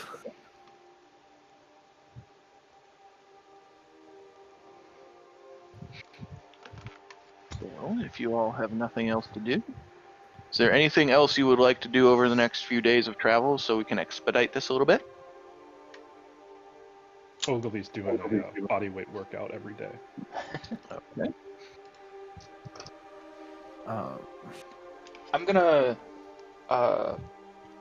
Danvers just spends a lot of time, like standing out on like the part of the cloud that can you stand on the cloud? Is that part of Yes. like okay? So I'm just gonna kind of Yeah, stand it out is there and watch the world pass by. Like Okay. every day. I'm just going to spend a lot of time with the crystal ball thing and All right. trying to see So- more than I can. But Let's see how we're looking. Okay, that's 4. That's 6. And yeah, we lose one more vulture over the next 7 days. it's not bad. So I'm betting if Zephyros really needed us to do something on the ground, he'd just let us ride the Griffins. So Kaz, if you would like to re-roll your portent stuff Yep. for the 7th day, it's up to you, or you can keep what you have. I'm doing them every day. Okay. 18 and 15. Is anybody actually Danvers? You would be outside since you said you would be. Uh-huh. Let's see. Beep, beep, beep, beep. Make a perception check for me, please. Perception check, sure. Yes. 19. Okay. You make note that on this 10th day of your travel, off in the distance, a huge silver dragon glides through the clouds, approaching quickly. As it flies closer, you see a number of armored dwarves clutched in its talons. And we'll take a break right there before we get into some more stuff. All right. All right. So, about 3:05, somewhere in there. Fire back up. All right. All right. That's good.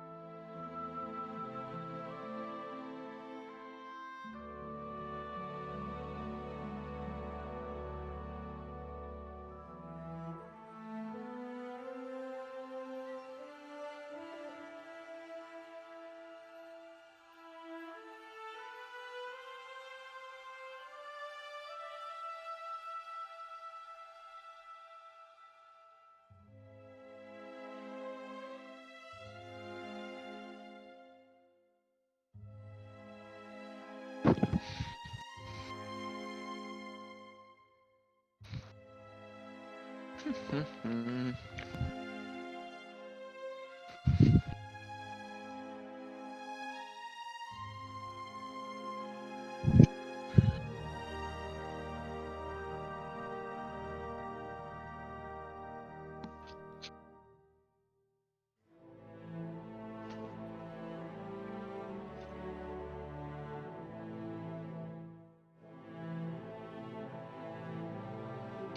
Yay!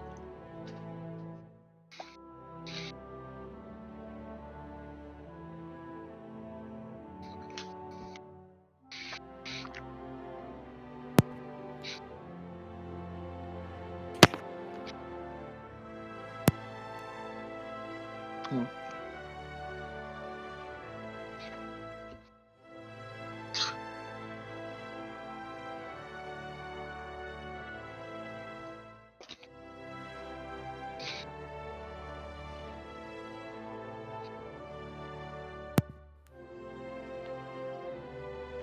Invisible different than indivisible? Technically invincible. Am I the only one that echoes? I don't know. Let me talk and find out. No, I'm echoing. Do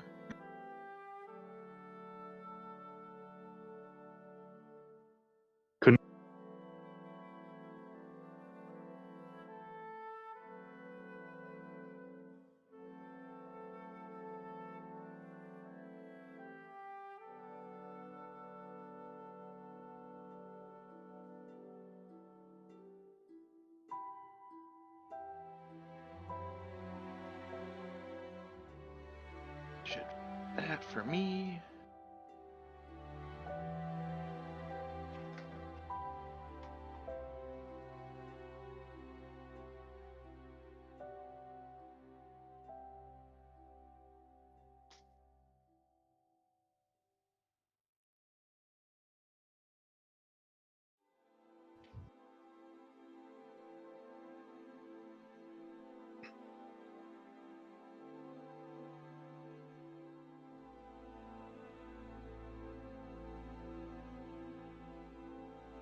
So how's everybody's Saturday going? I mean, yesterday was pretty good. Or Sunday, whatever fucking day it is. 12ers got you feeling some type of way? Oh, it's more of having 4 days off in a row. Oh, damn. How'd you get that one? Holiday. Oh, damn. That's right. Thanksgiving was this week.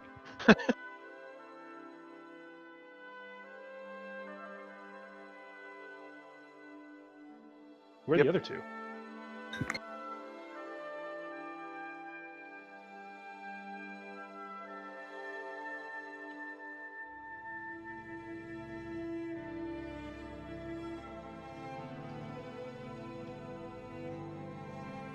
I don't know, but I'm sitting here eating potato salad.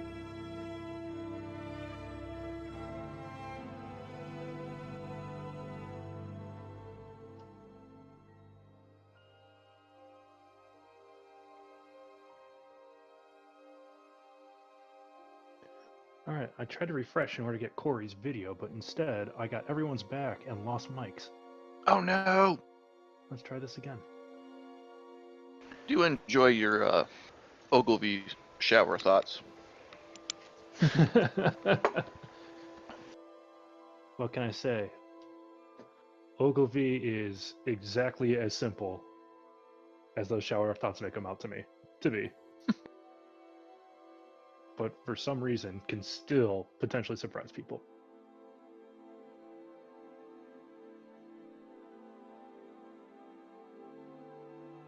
What time are we supposed to be getting back? 05? Yeah, at the latest.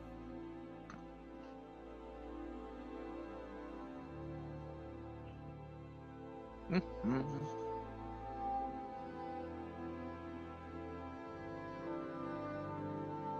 Yeah, I was in the fridge and April was taking a nap out there. And she yells at me to get out of her fridge, thinking I was one of the kids. And I'm like, fuck you. It's my fridge. Mhm. I'm back. I'm just finishing making some turkey salad for myself. Scott had to step away, so we can wait. Mhm.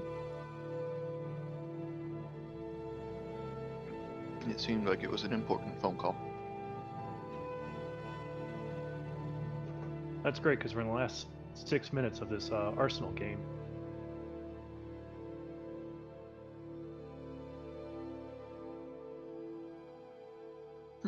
Mm.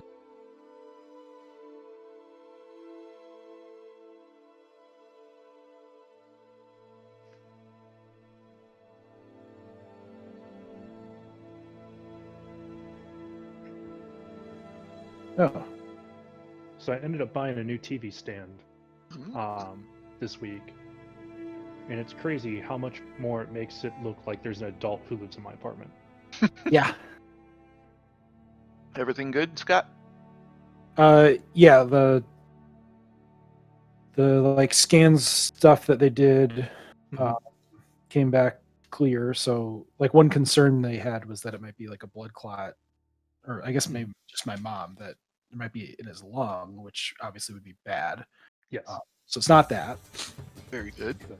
Very good. So they're leaving the hospital here soon, and he's going to see like a cardiologist. Mhm. I wasn't sure if that was like today, but I'm gonna need one more minute. Sorry. No hurry. Corey's messing with his meat. see a cardiologist next, and then yeah, let's see from there. Well, it's good that the scans came back clear. Yeah, glad it's not the worst case scenario at the moment. Right. Hopefully, it's just stress induced from all the COVIDs. Yeah, that's what I was. I'm hoping it's some kind of, stress combined with his blood thinners or something. Yeah. Because I would imagine that he's been on warfarin or something like that since the summer. Then. I don't remember what the medicine is, but it's been since like January or February that he's been on some kind of blood thinners and getting his blood tested all the time to make sure he's, in whatever range he's supposed to be in. Got it. Because, I mean, holidays are already stressful enough to begin with, and you toss in a pandemic and health issues, it's bad.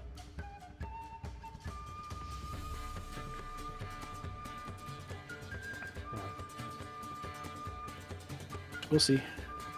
But I'm glad that he's healthy enough to be released from hospital. Right. Yes. That is good news. Not great news if they knew exactly what it was, but good news. Right.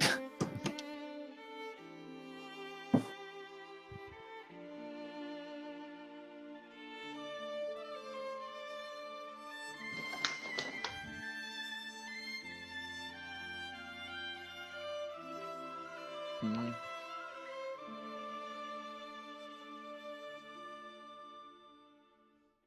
Sitting here eating a bowl of potato salad. Did Corey say he was making turkey salad? Yes. One can do that? You can Yes. do whatever you want, Jay. I might have to do that. I am imagining turkey salad is just a bunch of cut up turkey with a little bit of ranch dressing. Ranch. Blech. Mayo days. Yeah. Mayo. First off, you know that Corey only eats turkey salad with root beer. Hold Duh. on. Turkey salad with root beer. Ugh. Was it the combination of turkey and ranch, Corey? No, do you make your chicken salad with ranch? I've never had that. It's always been. I don't know what Thank- chicken salad is exactly. Oh, okay. Yeah, it's I was just trying to make a salad, just a bunch of leaves with some dressing. Oh, I gotcha. No. Yeah, like, I mean, it's the you're same right, as like egg you're right. salad, chicken salad, turkey salad. It's all your choice protein with Mayo. mayo, yeah, and some spices, and whatnot, if you so choose. It's like And a Caesar salad, but instead of leaves, it's chicken. That's essentially what I was trying to get at. Yeah. One of the things I did last year was Don't make worry. giving burritos. Don't worry, Kaz. I know what's up.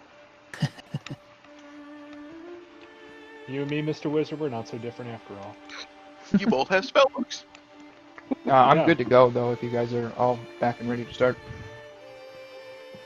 Well, where we have left off was a huge silver dragon glides through the clouds, approaching quickly. As it Only- flies closer, you see a number of armored dwarves clutched in its talons. Right. And only Danvers sees this right now because he's out there. I run back in and grab and tell everyone there's a silver dragon approaching, either with a bunch of dead dwarves or it's transporting dwarves. I don't know. Dragon bust. Everybody out.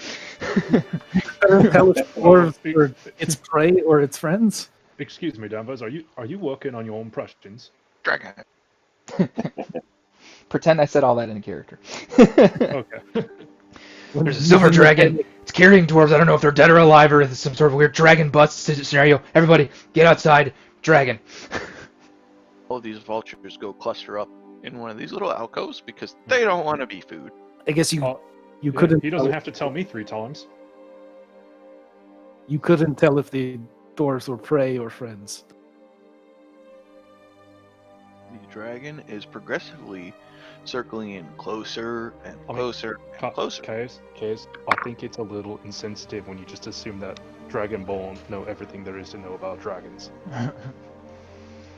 Well, aren't dragonborn children of dragon? It's not like that, I think. Look, I'm going I to think- proclaim my own ignorance here, but I think there's more to it than I know. Why would they call them dragonborn if they're not born of dragons? Why do you call me a half-orc? Because you're half orc and half something else. Shows what you know. I don't know anything. He's all orc, baby. He's orc where it counts. Don't know what that means. So as the dragon gets closer, I shout out in Draconic, Hail and well met. The dragon makes one really low pass and dumps a group of dwarves there. And a group of dwarves there. Alright, look, I'm just going to come out ahead of this and say I really don't feel like fighting today, so please, can we just talk about this like bros? like, bros. Do you speak common? So, one of the dwarves steps forward and goes, Aye, we do. Get out of our way, we're here to deal with this giant menace. What do you mean deal with? Eliminate, stop the movement of the castle. Take your pick. We need to. What Stop it. problem do you have with this? Have you not heard of the giants ravaging the land and pillaging? The hill giants are coming out, taking what they want. Right. Fire giants have fired up their forges and are questing for something. They've been seen all over the land. The storm Okay, so giants. This giant is not here to fight. He wants to help put an end to the fight. You small folk, as the giants say, doing here with a giant in a giant castle. I'm sorry, first off, my name is Ogilvy. Hi, hello, how's Right. everyone doing? Second is you levied some charges against the person who lives in this cloud castle. But when you levied the charges, it was different people who did it. I'm confused as to why you have a bone to pick with this particular life form.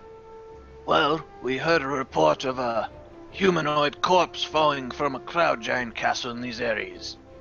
Was it a corpse or was it a person who just fell? Well, when they found, they were dead, so a corpse. I mean, people fly around all the time and they fall from things. They don't look like they were of the magic persuasion of what we could tell of the remains.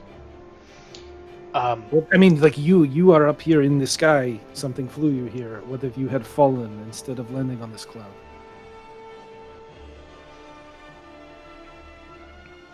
How did you come into the good fortune of having a silver dragon be your transport?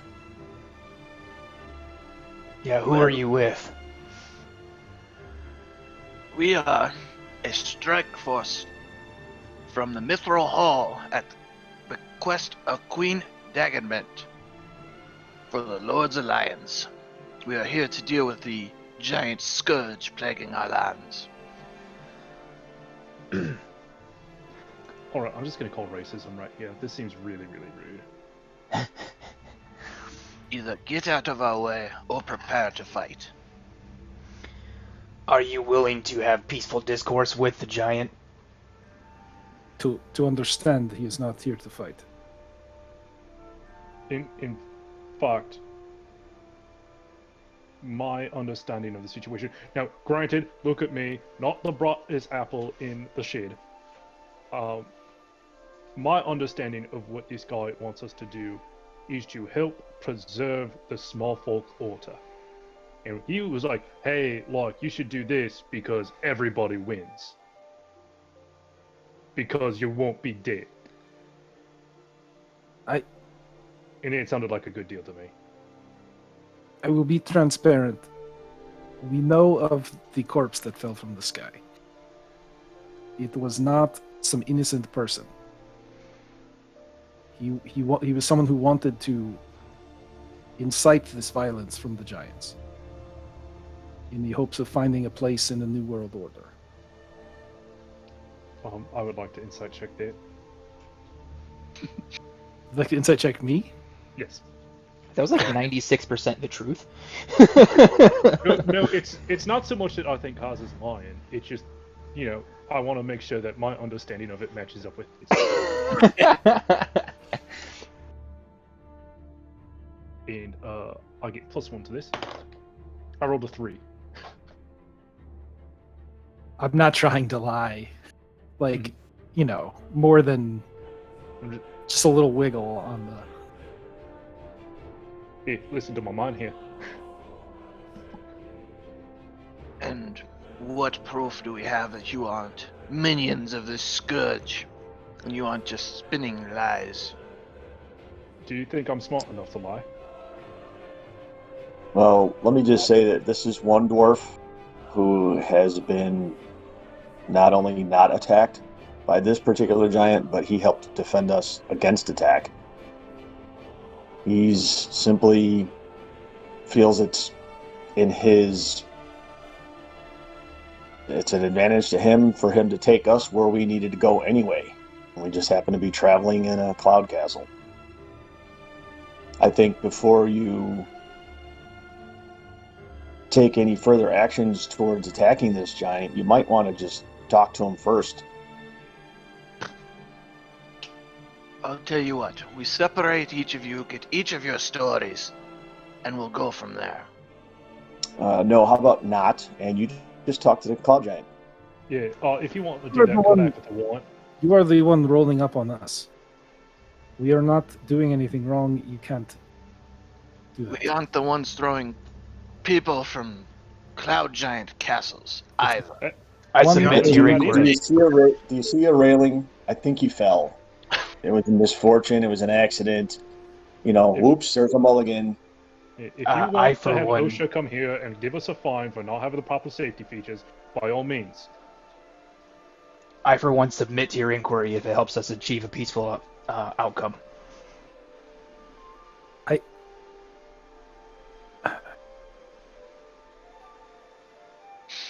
This entire time, the dragon is circling the cloud giants. Does the dragon talk? Of course it's a dragon. Aye, the dragon can talk, he just chooses not to. Is he like your leader or just another part of the team? Sorry, I didn't mean to interrupt you, Scott. No, go ahead. That's all I had. As one time when the dragon swoops past, I want to ask in Draconic, do you trust them? To see if it responds. As it swoops past, it responds with, I am returning a favor. A debt is being paid, that is all. That's actually not necessarily a bad thing. Okay. Yeah. No. I don't have my weapons drawn.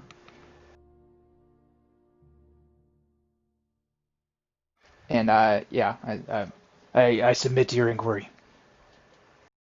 What do you Alright. expect to glean from talking to us that you can't get a better handle on from talking to the giant? We don't trust the giants. They have raided our villages, they have raided our forges. They have trampled over farmland and destroyed much in the past few weeks. But has this giant done that? Giant kin is giant kin. I feel by the fact that you add adjectives to different kinds of giants that there's a flaw in your last statement. Like you're like, oh, the hill giants are doing one thing, and then the fire giants are doing something else. So we want to kill this scar giant. Like, if you're gonna be racist, at least be consistent. We're here to kill all of the giants. This is the one we came across. So it's a lynching.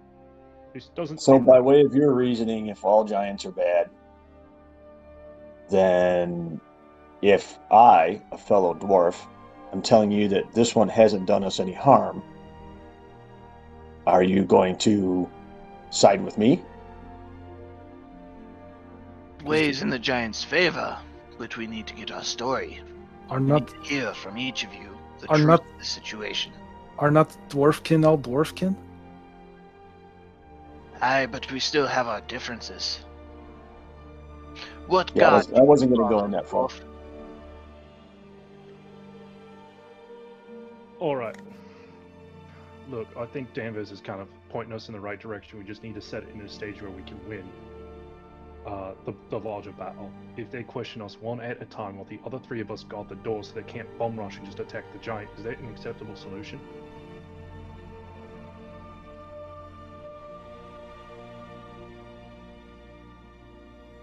Sure, at this point in time, it seems to be the logical step. Kaz, do you have anything more to help? I just don't want protect them us? separating us. If they are like 2-on-1, Yeah, my bigger fear here is that if they decide to separate us all out and talk to us at the same time, they can just run through the door and we can't stop them all. But if we have 3 people in front of the door and we agree to go one by one, and we promise that we don't say a word while we're in front of the door so that we can't have time to get our story straight, if we can at least protect the door so that they can't just rush in and start attacking our friend. Do we have any better strategies than that?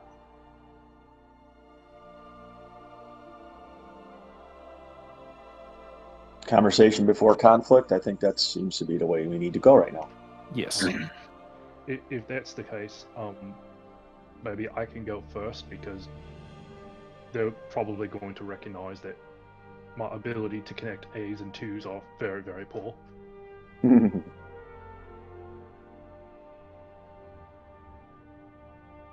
All right. Excuse me. Which one of you boys is the leader here? That would be me, Dana. That's Dana? Dana. Dana. All right. Yeah. Name's Ogilvy.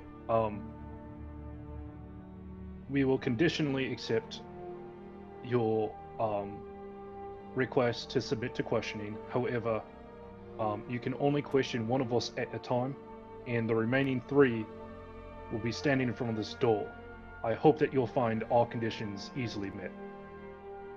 If you start conversing, we start fighting. I think that is something that we are willing to agree to. I take my post in front of the door.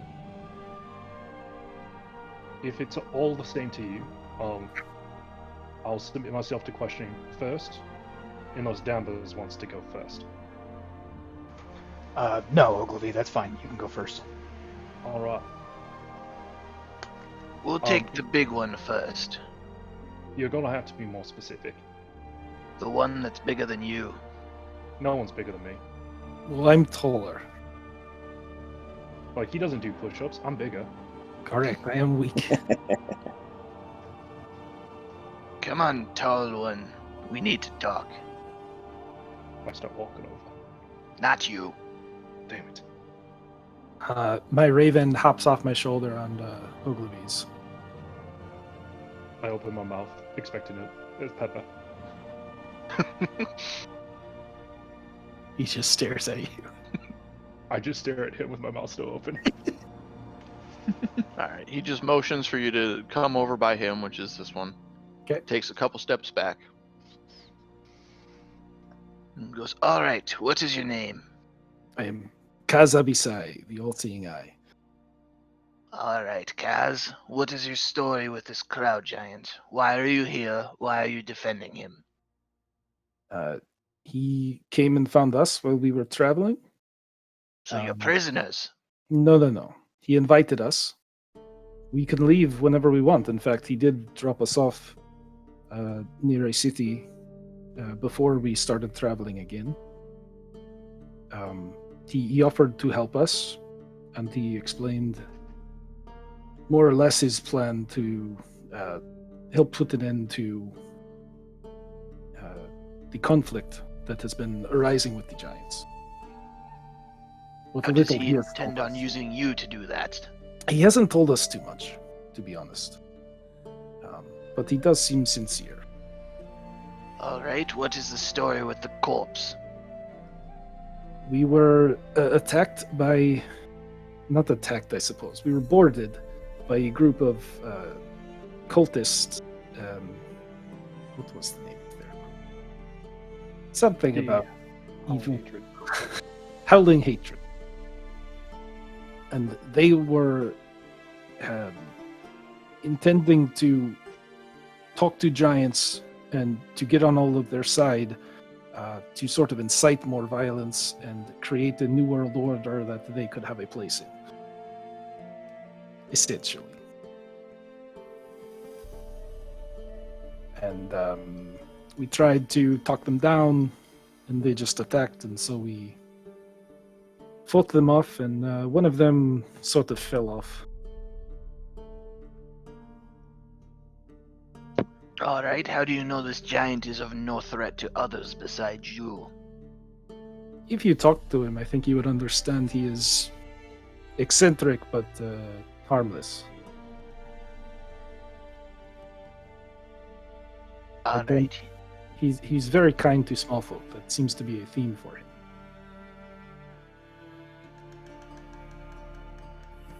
I have no further questions at the moment. Send the dwarf. Hobble back. They want you, Bearfane. And I'm gonna go into the Raven and have him just hop on Bearfane's shoulder. Alright, what is your name and where is your allegiance?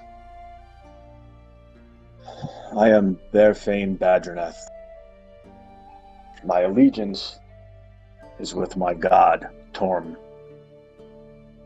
I am currently traveling with other adventurers.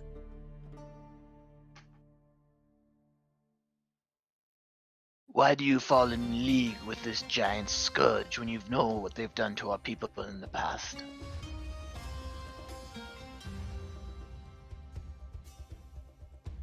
You know, we might be lambs headed to a slaughter right now, but so far he's helping. And it's all the evidence that I can give you right now. How did you come into league with this giant? He came and found us. We were heading back from Nightstone to Waterdeep and being chased by this cloud that we thought was going to kill us, and it ends up that he wants to help take us to Brinshander. So you're saying you got captured by a giant after the giant attack on Nightstone? No, don't be ridiculous. We didn't get captured by anyone. A staircase came down. We went up.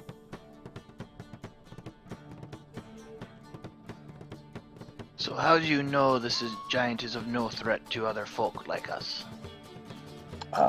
Actually, I can't vouch for that. I just can tell you that he's no threat to me.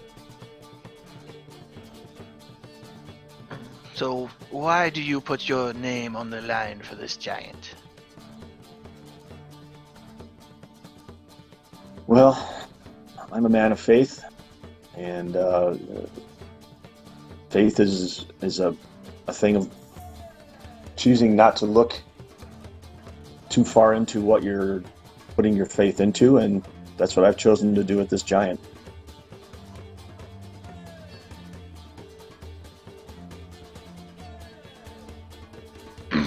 Dwarf of faith, those are always troublesome. Alright, send the Dragonborn.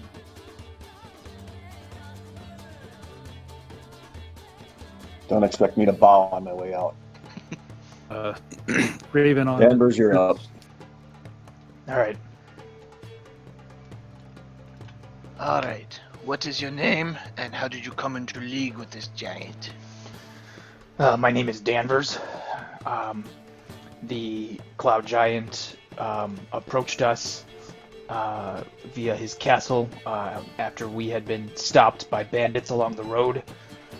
A staircase descended from the castle, and we willingly boarded.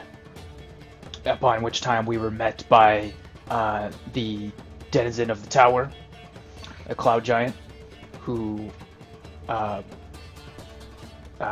was gracious in welcoming us and asked for our help, and offered to take us wherever it is we needed to go.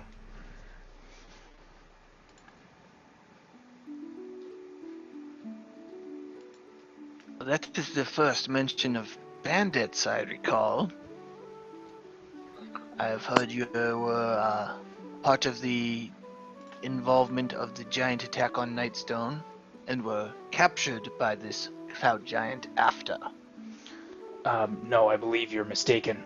We were present in Nightstone after the giant attack on Nightstone. We helped defend the village and permitted the people of Nightstone the opportunity to make it their home once more.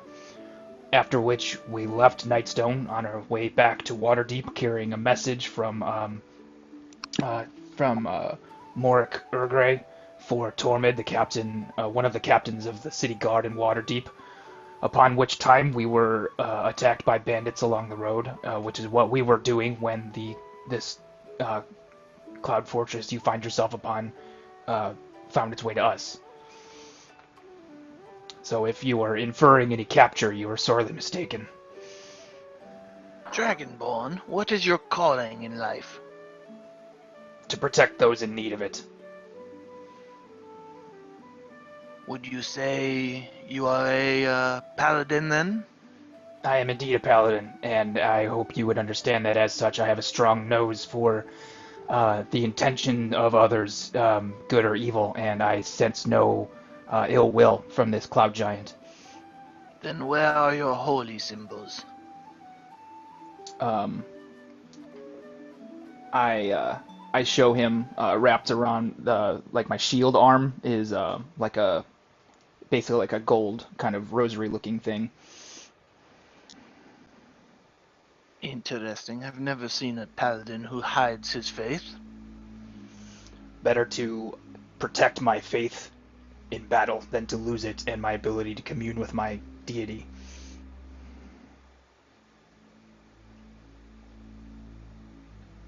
Make a deception check for me. But I mean- Raven turns and looks at you after you say that, and then turns back. Alright. 15. That is an interesting thought on it, but this world takes all types. So, what are your thoughts on this giant? What are his intentions, and how you know he is of no threat to our kind? The giant has conveyed to us early and often in our relationship how he likes and appreciates what he calls small folk, the normal-sized denizens of our world. He has asked for our help with something that he's not fully given us the details on because he's decided to help us with our quest first, which is to deliver notice of death to someone in Bryn Shander, north of the spine of the world.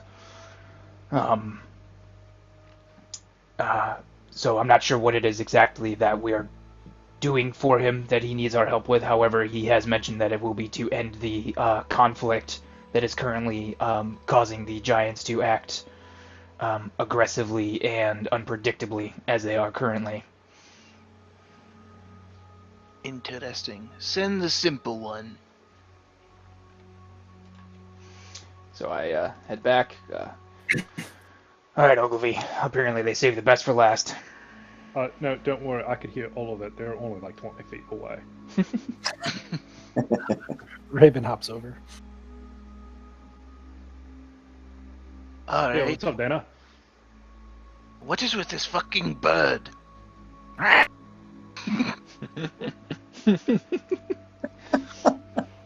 mean, what's more bizarre, a bird up here or us? Fair enough. What is your name and how did you come to be with this cloud giant? Ogilvy Sandark. So it started off with we were in the city. We apparently fought some people that we weren't supposed to be fighting, and they were connected to members of some big, high, powerful place. The guy who was going to arrest us said, "Hey, you know what? I haven't heard of my friend Mort in a long time. Why don't you head on down to Nightstone, check in on him, and we will call you on arrested." And then we were like, "Well, this seems like a better idea than being arrested." So we went down there. We found a tree on fire, and it turns out that there's a giant stone that caused the firing. So we pulled it out of the tree, and the tree stopped being on fire. That was pretty cool. We go to Nightstone, and it turns out there's a bunch of like siege rocks just gone through and kind of breaking up the walls a little bit, overrun by goblins. That was pretty bad. We went out, we fought some goblins. They did not like what was going on at all. Well, probably because we were there fighting them. We went up north into this cave, found some people. A few died by bats. That was bad. Bats are dangerous. Did you know that? But then we came back to the town. We found some orcs who decided that they wanted to make Nightstone theirs. And we were like, no, Nightstone belongs to the people of Nightstone. They're like, ooh, we're going to fight you in 24 hours. But turns out they can't tell time real well. And then when this happened, they came in, and then we had to defend the city. We did. We lost some soldiers. Don't talk to Danvers about it. He's still very, very upset that we couldn't save everybody. Turns out it's one of his things. At that point, we were like, we declare Nightstone saved. And we're like, hooray, let's start moving these siege rocks coming out. We think, yeah, that they're from the orcs. And at that point, we went up north. We were heading back into the city so that we can collect our payment. And then this cloud came down, and there was like a bunch of stairs. We were like, oh shit, cloud stairs. Everybody just went mute.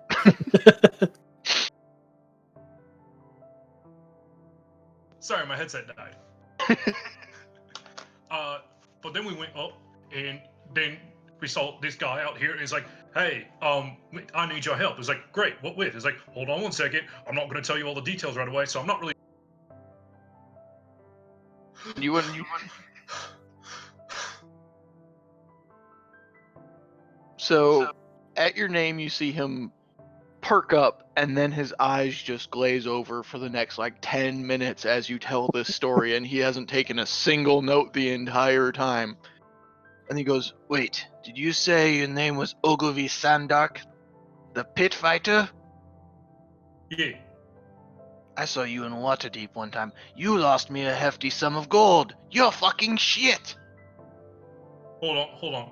Did I lose you gold because I won, or did I lose you gold because I lost? You lost. Well, thank you for the vote of confidence anyway.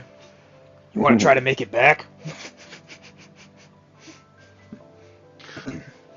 I don't even know what to do with you. Just go. Okay. Alright, can I get a persuasion check from everybody? So apparently my character is Michael Pena from Ant-Man and the Wasp. You said persuasion? Yes. 17. Actually, that had a whole chunk vibe from Goonies. Surprised you didn't start off with in 4th grade. I stole my. I got it in That's- my first fist fight. That's like exactly how Vash tells stories, actually. 14. 10. Did you say persuasion, Mike? Yes. A 3. Alright, that means I gotta do some math instead. I like how all of us gave the same story, but we chose different starting points.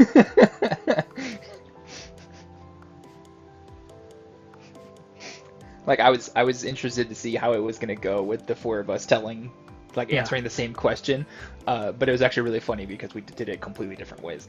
Yeah. So we had a 14, a 10, a 3, and a 17.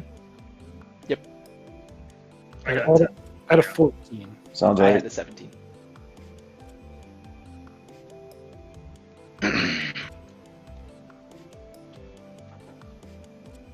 All right. He motions for all of his brethren to group up, and they create a very, very tight group, and they are having a The very Raven? hushed conversation. The Raven is just gonna crawl over there. Why is he questioning David? Lot I of- want that. And Are the you Raven trying to be stealthy with the Raven or no? No, he's just kind of walking around over there.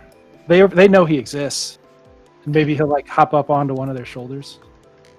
Okay, they're swatting at the bird to try and get it to go away. One of them throws a piece of bread across and.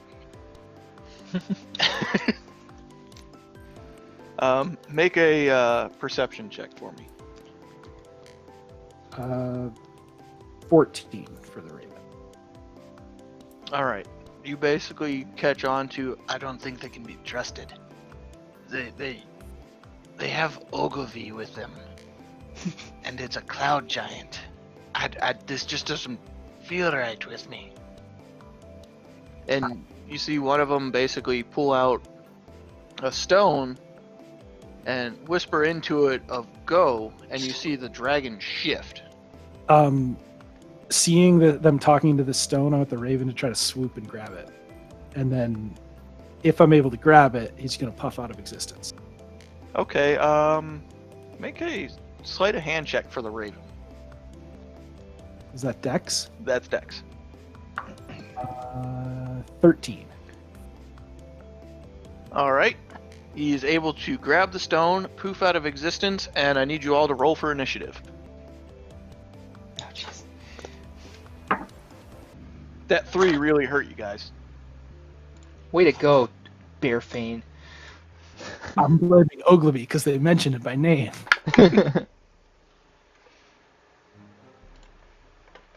Well, now, granted, the guy wasn't going to be too hot on me because I lost him money. I really want to offer him the opportunity to fight you for his money back. I think Yeah. just like a one-on-one thing would be perfect. Just water under the bridge from there. All right, Kaz. I got an A10. 10. Ogilvy. 14. 15. Danvers. 8. All right, 8. Bearfane. 11. 11. He got Zat.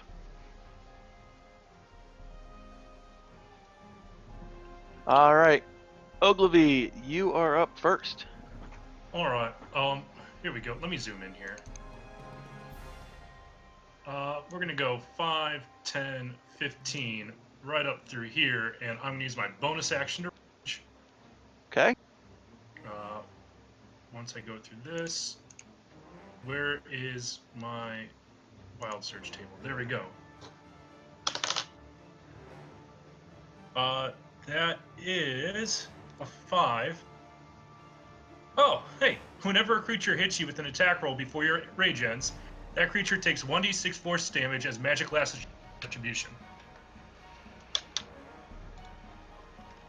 Okay, so where is my reflect damage? Here we go. That looks like reflecting enough. I'm then going to reckless attack Dana, because I think he's the one at the south. That most south one is Griswelda. Dana Oh. is over here. Okay, well then, I announce my ignorance as I attack someone I think. 14 plus 5 for the great sword, so 19. Hit. Okay, 2d6 plus 5. Reroll 1s and 2s. 7 plus 5, that's 12 slashing damage. I'm then going to use... Do I have that yet? I don't think I have that yet. Nope, I don't have action surge. Alright, I'm done. Okay, then up we have Zephyros, who, hearing the commotion, wakes from his, or comes out of his room. What's his travel speed? 40 feet. So it's going to be a drop for him to come down. But he lands there, and that would be his movement, and then he's going to use his dash to go 5, 10, 15, 20, 25, 30, 35, 40, and stop right there and go, what's going on?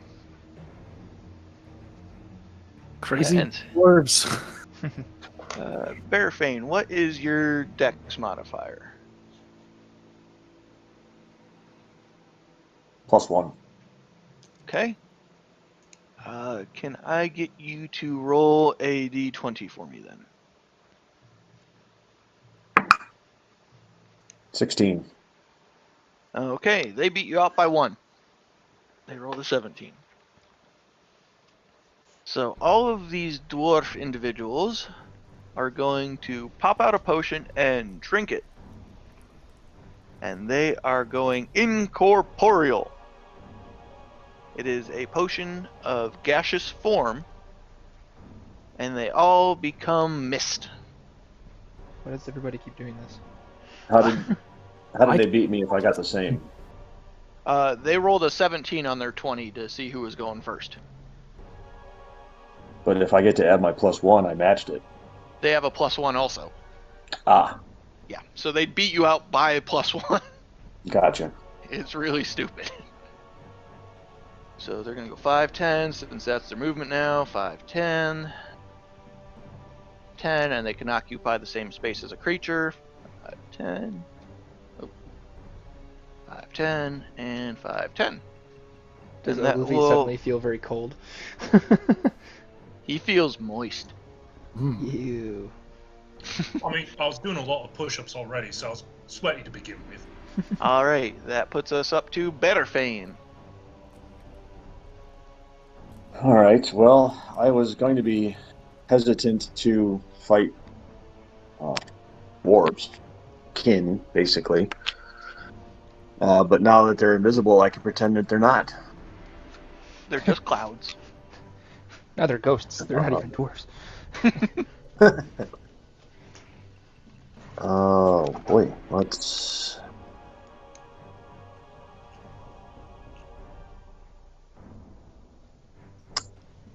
Just to see what happens, I'm just gonna step up and try to melee this first one. Alright. That's a dirty 20 to hit. We'll hit. 7 bludgeoning. Right. You make contact. It just feels... You feel a little resistance. You don't seem to hit with as much oomph as you were expecting, but it still slows a bit. Feels like they're not going to be taking the full amount of damage. All right. Let's see if there's anything I can do about that as a bonus action.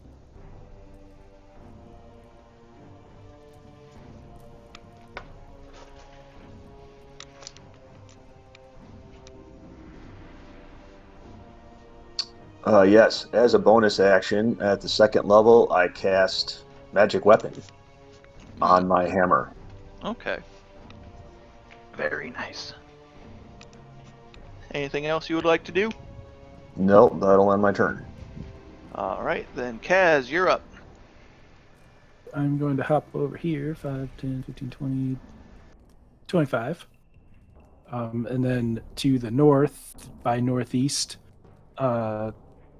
Burning Hands.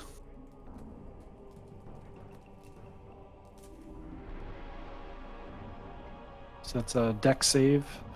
Should be able to get those 3 in a cone. You want those first 3, correct? Yeah, the 3 on the outside, because I don't want to hit him.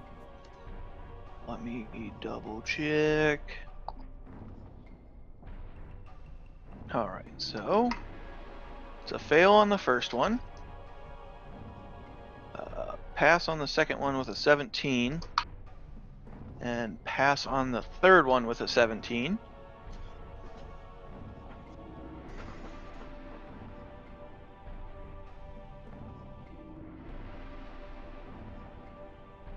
Okay, 15 fire damage, half to the succeeders, Okay.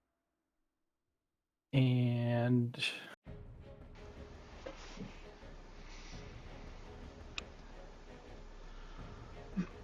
And then I am going to bonus action hidden step to go invisible. And take one step that way. Okay. Because that's as far as I can go. And that puts us up to Danvers if you have nothing else to do. Yep. Okay. I turn to Zephyros and I say, These dwarves are here from the Lord's Alliance to try to destroy you. and then I run up next to Bearfane. And I'm actually going to go there. And I would like to make an attack with my flail on the dwarf fart that Bearfane already hit. Okay. Does an 11 hit? An 11 does not hit. I'm done. Alright. So that puts us back at the top with Ogilvy. You currently are surrounded by moist. All right.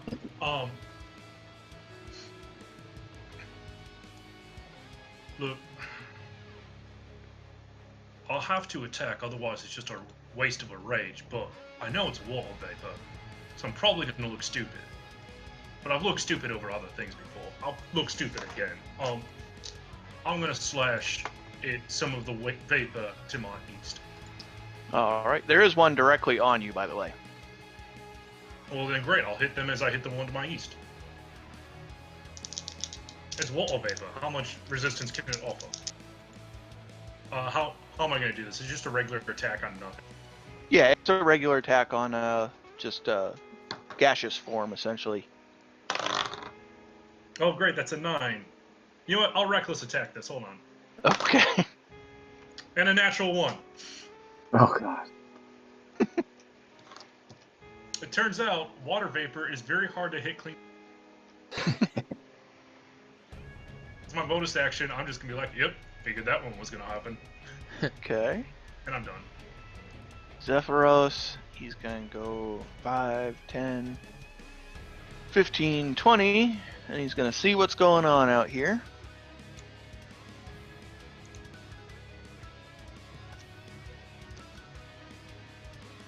Did he see me embarrass myself?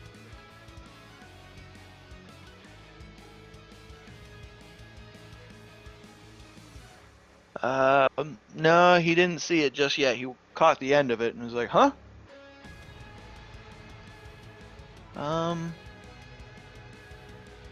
Seeing what's going on, he's gonna try his mass suggestion again.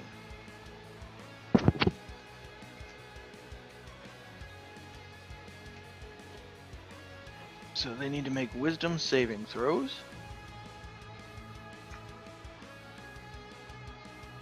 First one passes. Second one fails. Third one fails. Fourth one fails.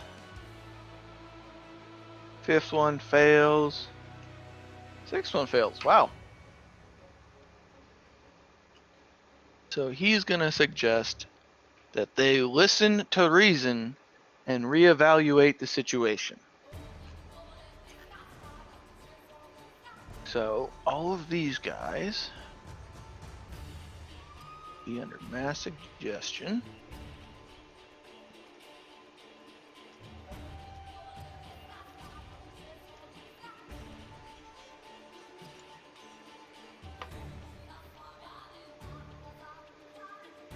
So that takes care of them. Ogie back there. First one, it doesn't affect. Puts us up to the dwarves' turn. So this guy's gonna move his 5, 10 feet. And which one is Dana? Need to find him. There we go. So Dana is gonna drop his form and go, alright, hold on. Let's rethink this. I may have been a little too rash. And with that, this one's gonna go, what the hell? And these guys are all gonna drop their corporeal forms. And any weapons that they did have out, they're going to holster. Which moves us into Bearfane, your turn. So the one that I had previously attacked is just standing there. He's not continuing to attack me. And is that the one that said that he's rethought things? This one is the one you attacked. He is still in gaseous form. Dana back here and all the other ones back here have dropped their form at Dana saying we need to rethink the situation, that he may have been a little too rash. Okay, I'm going to hold my attack on the one in gaseous form until he makes an aggressive move towards anything. Okay. Then we are on to Kaz. So I pop back visible. Okay. And I am just going to, because things seem chill, I'm going to just hold a frostbite if somebody gets aggressive. Then Danvers is up. All right, I'm going to go 5. I'm going to slide between Bearfane and Zephyros. And I'm going to step to there. And I'm going to take the dodge action and just be ready to potentially defend Zephyros. Okay. Our dragon friend is going to swoop in now, but going to stop essentially there and stay airborne because it's confused at what's going on because it never got the go signal and shit started happening, and now there's a giant out and it is just confused as shit. So we are back at the top with Ogilvy. Alright, I've seen this one before, and usually Zephyros makes people be a little bit more reasonable. And I feel like he's trying to appeal to my better self as well, so I'm gonna end my rage, put my greatsword away, and I'm just going to put my hands out a little bit just to show everyone I'm not going to be dangerous right now. Zephyros would be up next, seeing the dragon coming around. He's gonna go and say to everybody, I welcome you into my tower. Let's have a conversation. I just don't want to be near that foul beast. And he's gonna move inside. 15, 20, 25, 30. And he's gonna 15, 25, 30, and he's gonna stop there. Alright. Dwarves, being more amicable now, are gonna look. Dana's gonna go to this one here and go, drop your form and go inside. We're gonna be amicable, we're gonna listen to the story, and we're gonna hear what everyone has to say at the same time. And he drops his gaseous form and everybody begins to move inside. 5, 10, 15, 20, 5, 10, 15, 20, 25, 10, 15, 20, 25, 5, 10, 15, 20, 25. There. At that, if nobody wants to instigate combat, we are effectively out of combat. Yep, I'm good with not instigating. Sure. Okay, so we'll shortcut a lot of this. I was going for peace in the first place. I want to wait until they're all in, and then once they're all in and I'm like about there, I want the raven to pop back into our dimension, like in my hands in front of me, and I'm gonna take that stone and put it in my pocket. Okay. Try not to be seen. So, Can I get all of you to roll a persuasion check again with advantage? Oh! 20. 22. 2. 16. 22. Bearfane? 14. Danvers? 21. All right. So that is more than adequate to solve this issue. After some conversation with Zephyros, flipping back through his notes, Dana, reviews your guys' story, reviews the one that Zephyros told. They have a little bit of a back and forth. You can tell that Dana's still being a little cagey because, well, it is a giant and he's not a big fan of him, but the mass suggestion is what is persuading him to have this conversation. And after the conversation, he looks at you all and goes, I would like to apologize. I was a little rash, and, well, I'm a little sore over the loss of a large sum of gold over a fight, and I let that get the better of me. I would like to apologize. I see now that this giant, albeit kin to those doing horrible deeds, is of no threat to us. And if you will allow it, we will be on our way and report back that there is a giant named Zephyros who is friend to the small folk, as he calls us, and is of no threat. I believe I might have misjudged you. You are, in fact, pretty cool people. And I appreciate your coolness.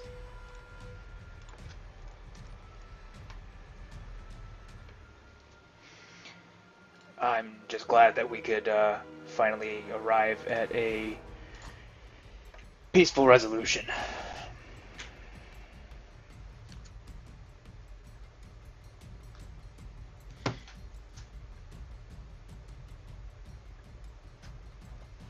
Alright, so, we're going to take our very, very unsafe flying castle off to our destination, where then we're going to take the stairs with no handrails down to the ground level. Do you guys need help safely getting off of this cloud? No, we got that dragon who can pick us up. But, Okay, Ogilvy, get Yes. better at fighting so I don't lose any more money on you. Or maybe, just maybe, bit smaller amounts of money so that you can do gambling for fun, as opposed to relying on people like me to earn you a living. Fair point. I'll take that into consideration. Oh my god, I just convinced 2 people of things this week. This is a banner week for me. Bearfane, Kaz, Danvers, Ogilvy. I don't see why you trust this giant, but you've convinced me, and as he. Be careful. Not all of us will be so understanding. We have control threat. I don't want to rock the boat. And if nobody has anything they'd like to say or do, these dwarves will take their leave.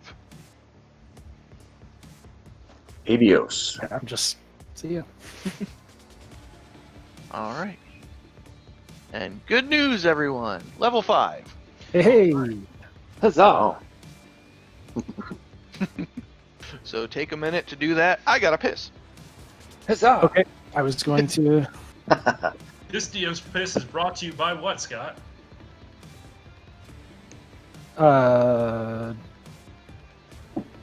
What's a product or thing? Unprompted improv. That's what it's brought to you by.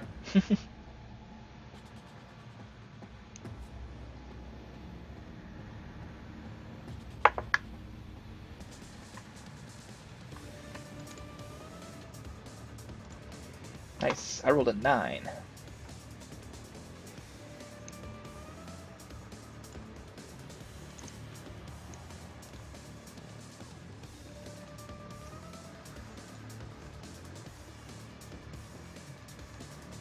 Ooh, I get to know second level spells now. I finally got my action surge.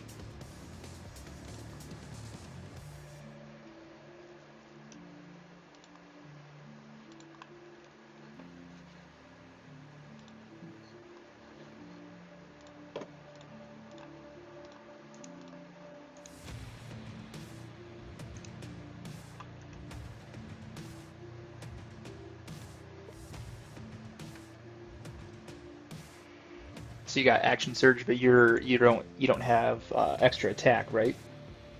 Yeah, that's the trade-off right now by not going straight to level 5 with Barbarian. Yeah. So I'm one level away from getting my subclass for Fighter, Okay. and that one is more, I think, gonna fit the build of Ogilvy. Yeah. Yeah, so I'm excited about that. Nice.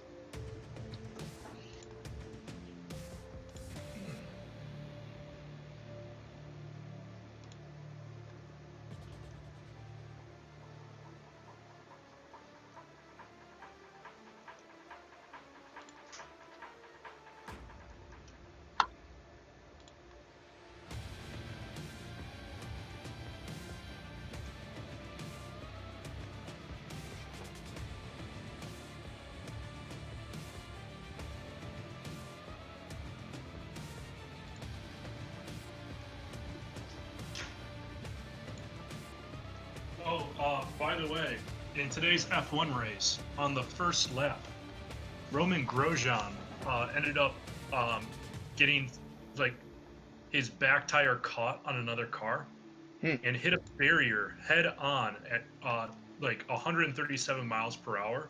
Jeez. And the fuel tank exploded on impact, 53 Gs. Wow. Wow. Only got burns onto his hands and feet, no fractures, never no serious injuries other than just skin burns. Good thing for fire suits. I know, like the fire suits, the halo, like there's so much just safety features on those cars on display today.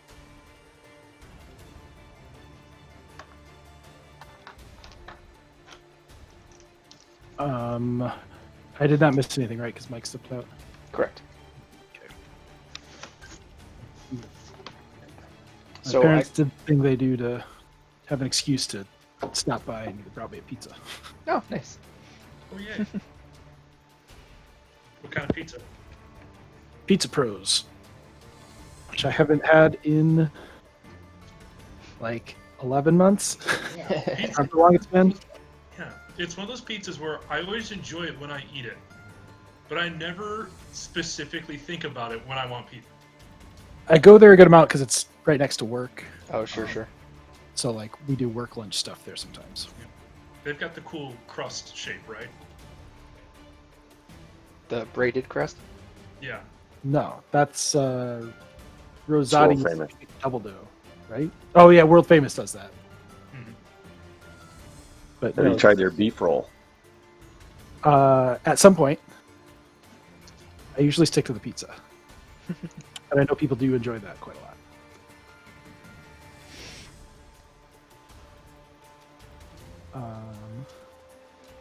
I dumped a couple first level spells to prepare a couple extra second level spells. Just in case. All right, level up.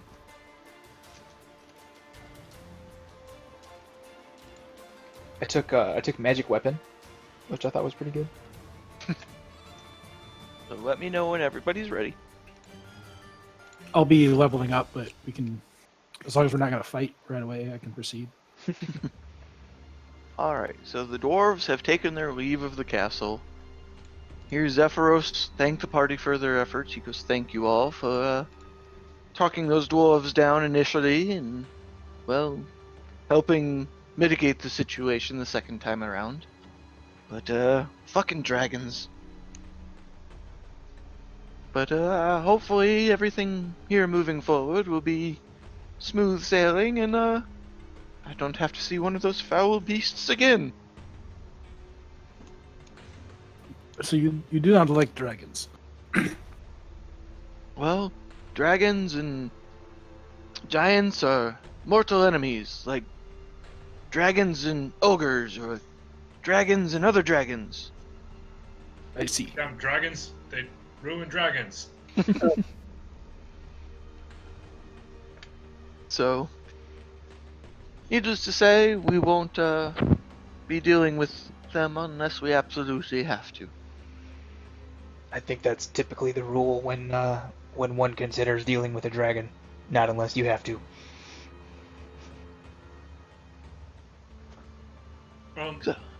So hey, Zephyros, we've been hanging out for a couple of weeks, right? Point, it's been 10 days. That has helped a bit, I guess.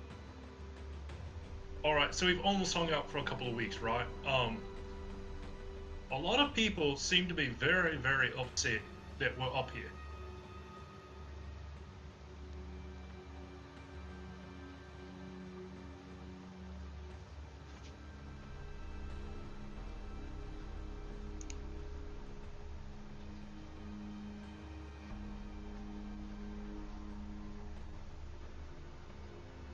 Actually, I'm just checking right now. Can anybody actually hear me? Yep. Ow. Yeah. Okay, cool. Because I heard a bleep and I didn't know if it was me or not. Look, a lot of people seem to be upset that we are up here and that we are working alongside you.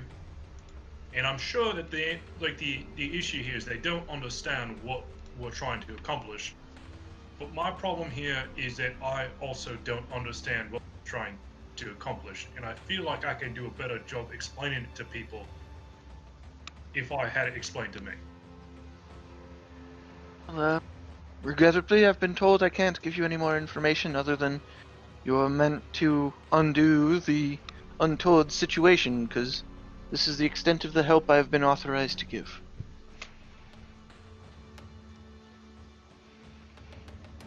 Is someone else authorized to give other help? I honestly can't say. I mean, in my dealings with the other planar creatures, they said find this group of 4 adventurers and they will be able to sort everything out that has been undone by the untoward events of the past, of the rise of Tiamat and such.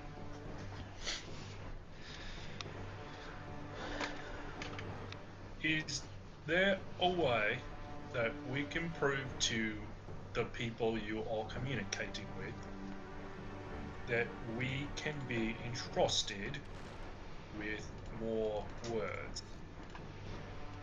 I honestly can't say unless you can contact the same extra-planar beings that I have had contact with, and you can convince them. Can you Can you hide the castle better? I mean, I could probably put more cloud on it, but that would take a great deal of energy. It costs us a great deal of energy every time somebody boards. Well, you are becoming master negotiator, so hopefully the energy requirement will be greatly reduced here in the future.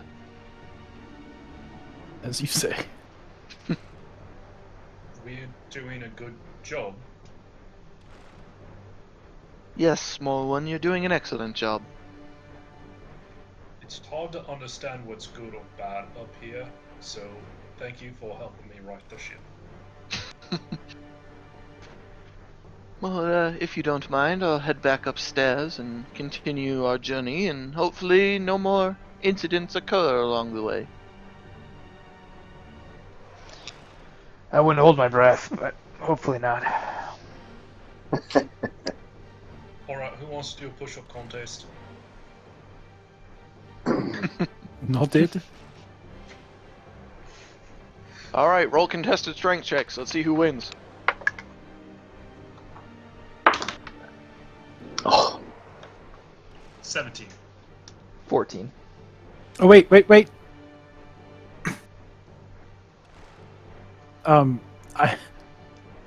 going to have a flash of memory. Be like, wait, I think I'm really good at push-ups today. And kneel down, and I rolled an 18.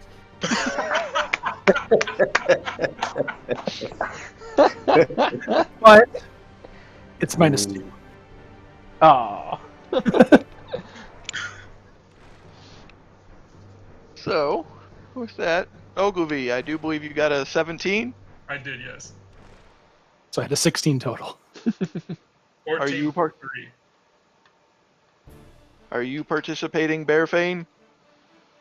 not with my 7, no. So, as this push-up competition starts, Bearfane of all is surprisingly the first one to drop out. He looks a little more winded than you expected. Danvers holds up a little bit better. He's keeping pace. And you look over Danvers and you see that Kaz is still fucking going. And it just catches you off guard for a second and you just slip and out you go of the competition. And Kaz keeps going and going and Oh, you can do Ogilvy's that, but just somebody breathes on you and you fall unconscious. All right, hold on. Let's be real here. You guys had extra resistance because you're still wearing your armor. So those two just keep going at it for a minute. Kaz is starting to wane, Ogilvy is starting to wane, and it's getting close. You can tell one of them's going to drop pretty soon. And then all of a sudden, Kaz, his arms just give out and he's down. Oh, I remembered that going a little better. Kaz, I'll have to tell you, that was really impressive. That was awesome. Nice job, buddy. The rest of you, when you get your arms feeling better, let's have you take off your armors next time, so that it's just body weight, because I feel like I was cheating by not wearing as much metal. I'm just gonna take pride in the fact that you didn't do that much better than me, and I am wearing armor. Yeah, that's what I'm saying is I want to fight the real you in push-ups.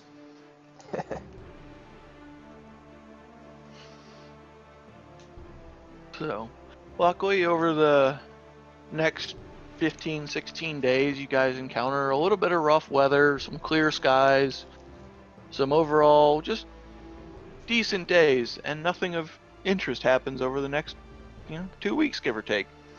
And you guys find your way up north towards Bryn Shander, and the castle lowers from the high altitude it was at, lowers the stairs, and Zephyros bids you all adieu and says, well, I have some business to take care of a little southward, but if I come across you again, I will see what I can do to assist in the future if I'm allowed. Okay, Is there a way we can get a hold of you somehow? Keep an eye to the sky, but unless our paths cross again, I'm not allowed to assist you any more than I already have. Tell your manager thank you. And that we think you have wonderful customer service.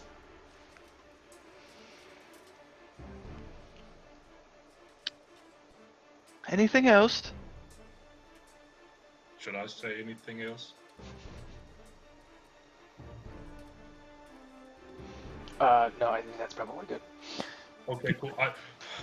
I thought he was asking me a question, thinking I was supposed to thank him even better. But I'm heading for the Moonshay Isles if your path happens to make itself that way.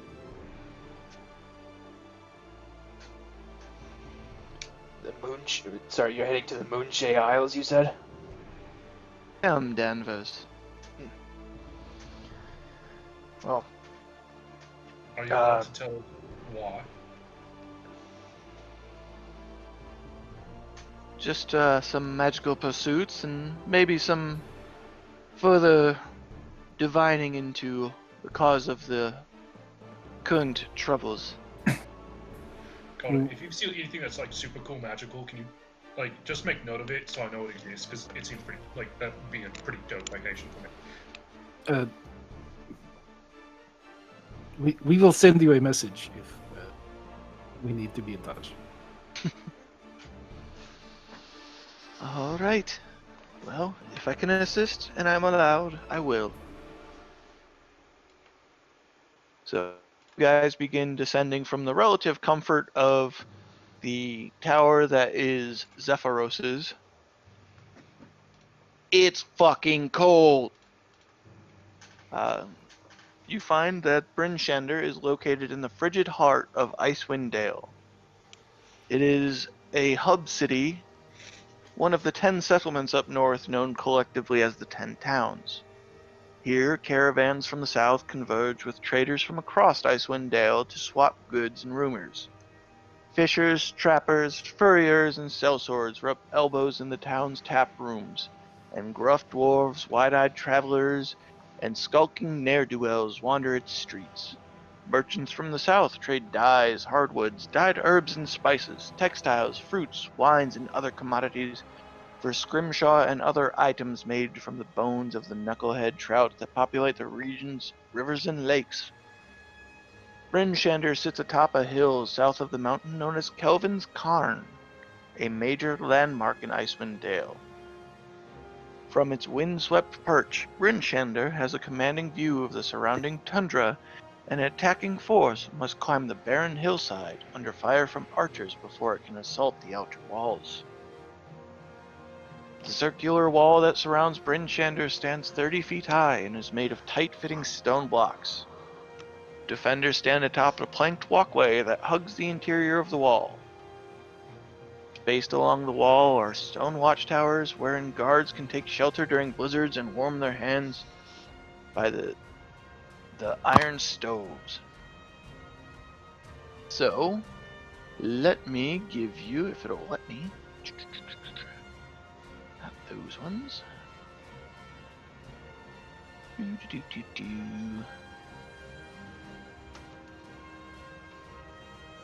My leg is stuck under me.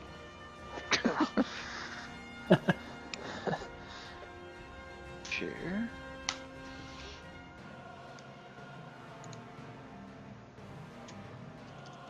Is there a way that I can just do the map? Let's see if it'll work. There we go. So this is the town.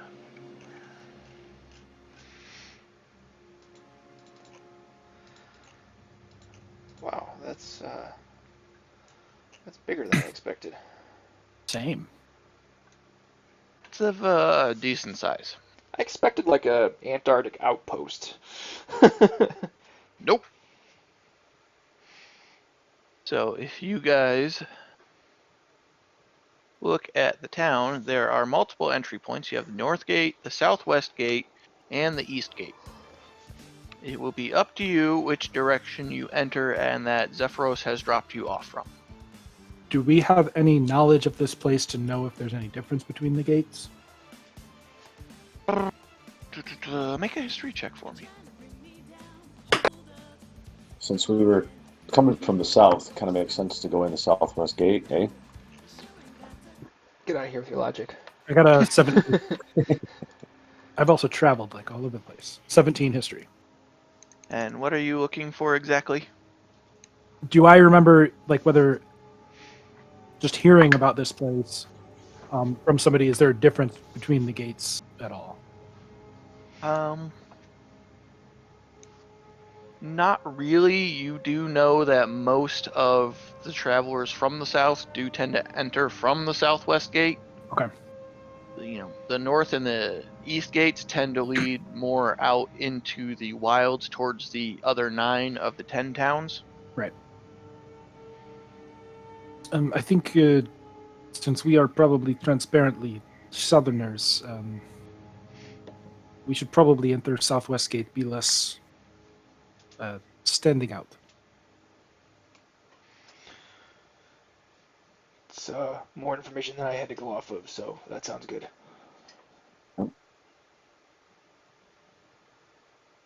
As you guys make your way through the frigid cold towards the southwest gate, at the time, you see 15-foot high hinged wooden gates. As you pass through, you make note that they can be barred from the inside. There are 2 30-foot tall cylindrical stone towers flanking each gate, and they watch over the trails that lead to and from the town. Kaz, if you would like to know which of those other 2 roads lead to specifically, I can give you that information. Okay, if you're volunteering it. Okay, the North Gate travels 2 miles north to the village of Targos on the frozen shore of a lake called Mer Dualdon. And that is Maerdudaldon.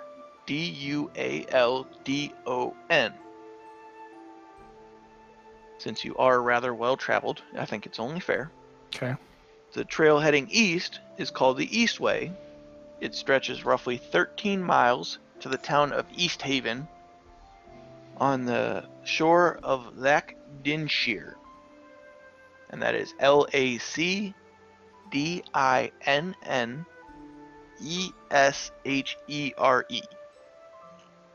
Okay. And you know that the southwest route is known as the Caravan Trail. And it is the one that passes through the spine of the world.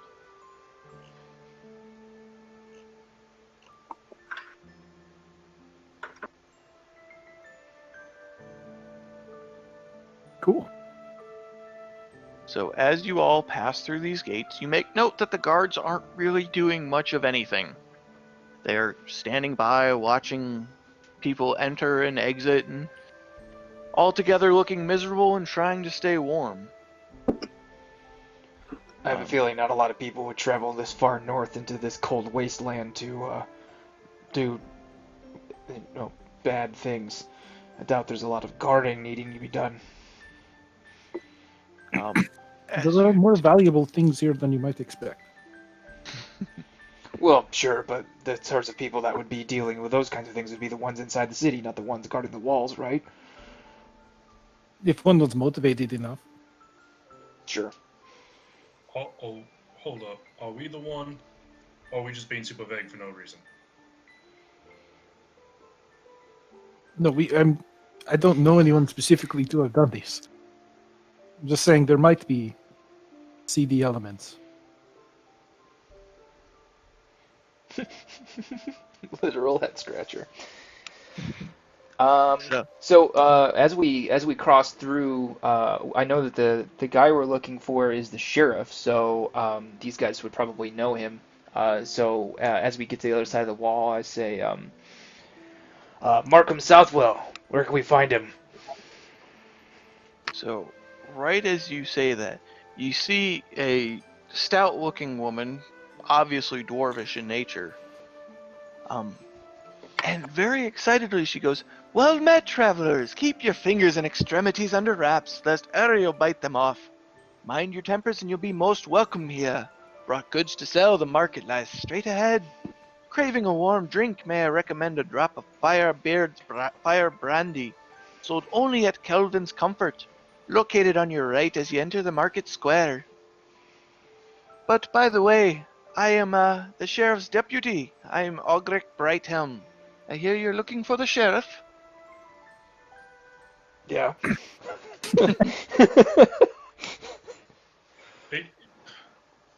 Your customer service is impeccable. "Why, thank you. I try to be as welcoming as I can to any of our new guests. It's not very often you get a cheery individual up here, and I feel it brightens most people's day." How much of your time would you say you spend greeting people who come into Bryn Shander? "Well, it's one of my favorite things to do. Oh, Lord. I try to spend at least a little time every day." Do you want to be our new best friend? "I'll gladly be your best friend." All right then. Ogilvy, you go run off with them. What was her name again? It is Ogric Brighthelm, Augrek, and then Brighthelm as it sounds. Yeah.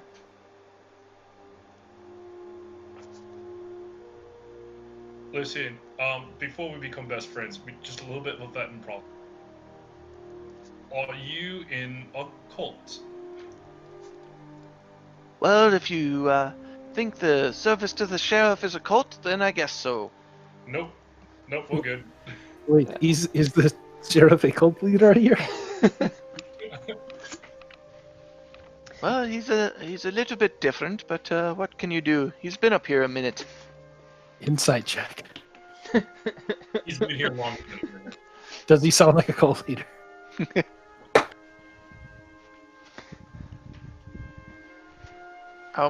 13. What'd you... She seems like she's being honest that he's just a little bit different, but I mean, by comparison, she seems way too happy and bubbly for this place. Right. Okay. So her idea of different might not be the best. Okay.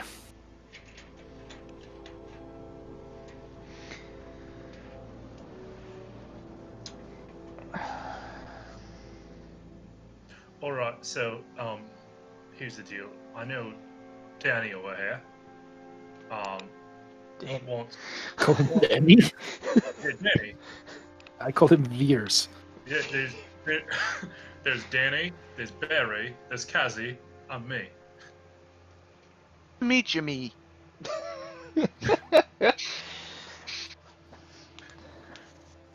But here's the deal. I think Danny here is going to want to do business first, party second. So, is there any way we can get an audience with the sheriff to deliver some news? Well, I can't really say where he's at right now, but he tends to wander around and keep to himself and keep an eye on everyone and everything. He likes to protect the city. He But I keeps to can. himself, but meddles with everyone's affairs at the same time. This is one complex dude. Is there a sheriff's office or something that he goes back to at some point that we might be able to more easily locate him at? Shall I just start a Well- crime and hope he shows up?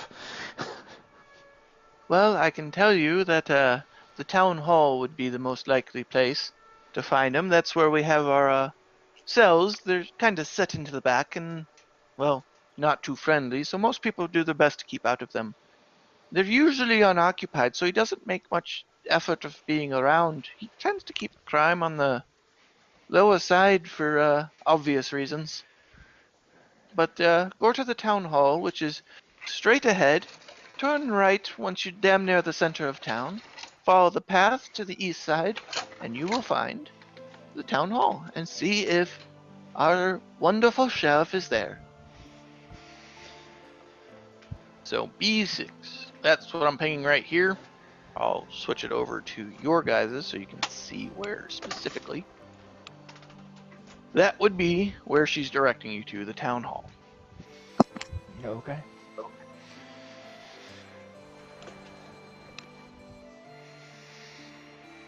But as you guys move your way into the town, you make note that the buildings of Bryn Shander are plain wooden structures with pitched roofs to keep the snow from settling on them. Clouds of white smoke issue forth day and night from the stone chimneys and the holes in the rooftops. It is a very kind of, I'm missing the word, practical town. It's made out of whatever they can get to make whatever they need. Nothing wrong with that. Hooray for self-sufficiency.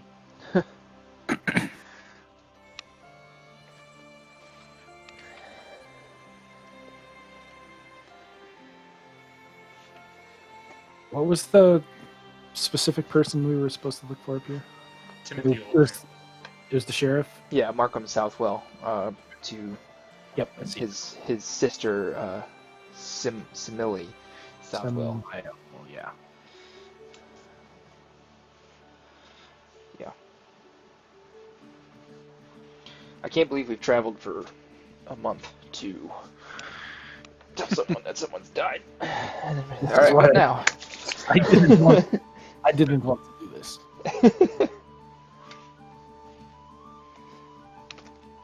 So, you are welcome to make your way into the town, peruse the market.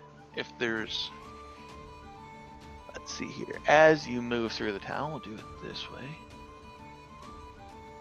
I've just got to see what I'm looking at here. So, as you pass through the gate, and notice a little ways off to your left behind Aldrich Brighthelm. Off to the left, there are stables that stand against the outer wall. There are horses, ponies, and mules that are currently quartered and fed at the stables, which I'll put this to your guys' lair so you can see. That's where the stables are at. I'm assuming you guys are making a beeline for the town hall. I've got nothing better to do. I wouldn't say a beeline, but that's making my way that way and seeing what's around on the way. Making our way downtown. So, as you're making your way through, off to the left, B4, which I just put on your guys' map here, you make note that this is a large place of worship. It is known as the House of the Triad, and it is the only one in town that truly deserves to be called a temple. It is an impressive stone edifice built by the dwarves of Kelvin's Cairn. It stands about halfway between the southwest gate and the central market.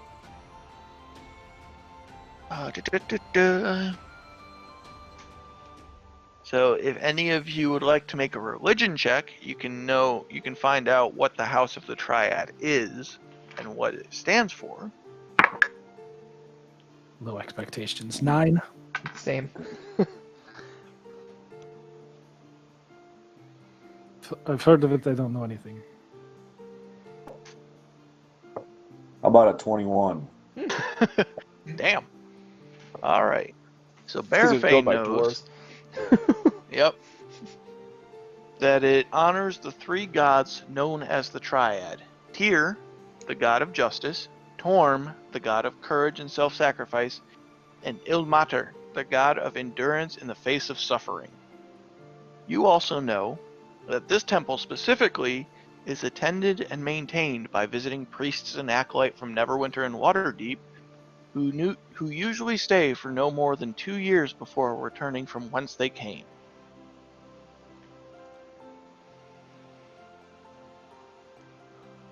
Is this like where people get is exiled this- to? Or... Is this someplace that we can take refuge at, or would we rather find an inn? I would be more comfortable in an inn. I don't know these religious people. I don't know how far this is from that fire brandy. Also a valid point. I don't want to die of exposure on the way. All right, I will make note of it and possibly visit it later on. But as I pass by, I want to throw 5 gold into the poor box. Hot damn. You literally just fed 10 poor people for a week. Yeah. Alright, so as you continue to move forward... Sorry, 50. I want to make a... Do I observe, like, are there, like, poor people there who are being given anything? From the outside, you can't really see anything. It seems like people don't spend too much more time outside than they really are required to. Okay. It's not a... Is anybody coming and going? Yeah, there's occasionally somebody coming, somebody going. It doesn't seem like it's very busy at the moment.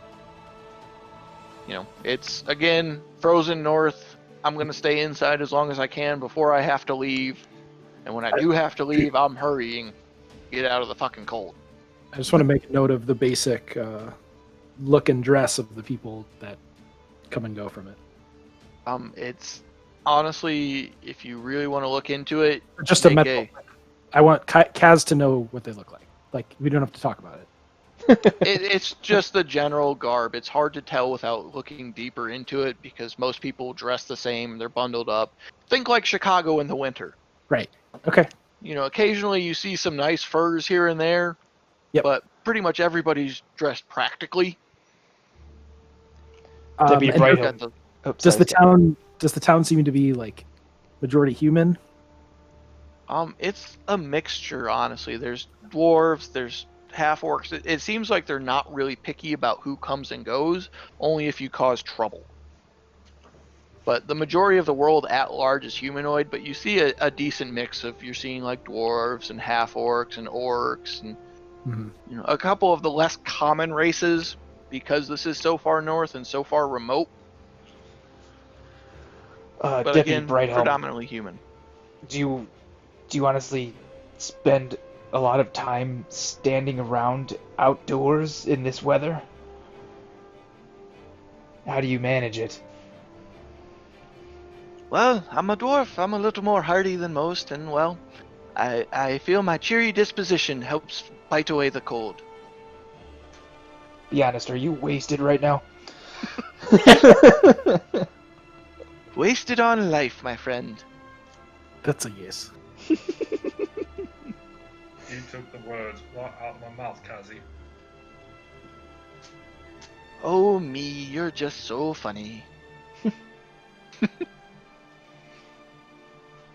But as you continue to move forward, we'll just hit up B8 here because it's on the way. B4 was the Was the Temple. try something. Yep. Temple of the Triad. So B8 along the way, you come across one of the most popular taverns in town. There are people coming and going. It seems lively even in this kind of cold weather. It's I mean, it's a tavern that sells all kinds of booze in a place that is just miserable otherwise. It's the place to be in this town if you're a traveler. It's lively, it's energetic, it's comforting. It's There's a little bit of resonant body heat. yeah. You know, it's almost like you can feel the warmth from outside from the inside of this place. So we have to stop for a drink, right? Good. What's the name of the tavern? It is Kelvin's Comfort. This is the place that she recommended to you guys when you came in initially. Okay. Maybe we should stop in, secure a room for the evening if it's this busy. I don't know how hard it'll be to find lodging. And just supply up our. Yes, Kaz, we can stop for a drink. Jeez. Well, we need to That's have what I was subtly getting at. a supply of provisions for our journey. You don't just walk into a tavern, get a room, and walk back out. One does not simply walk into a tavern without ordering a drink.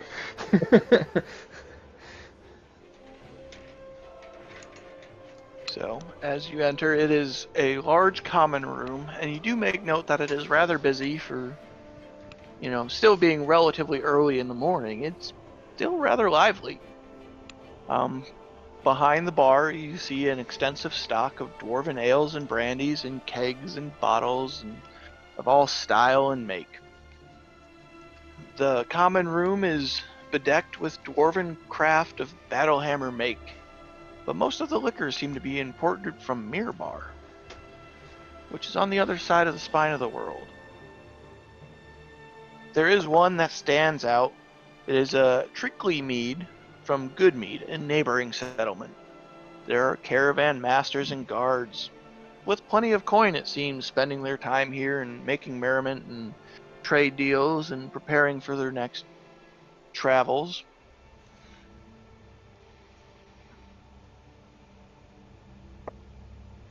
So you're welcome to run into anybody, or if you want, make your way to the bar and see about getting rooms.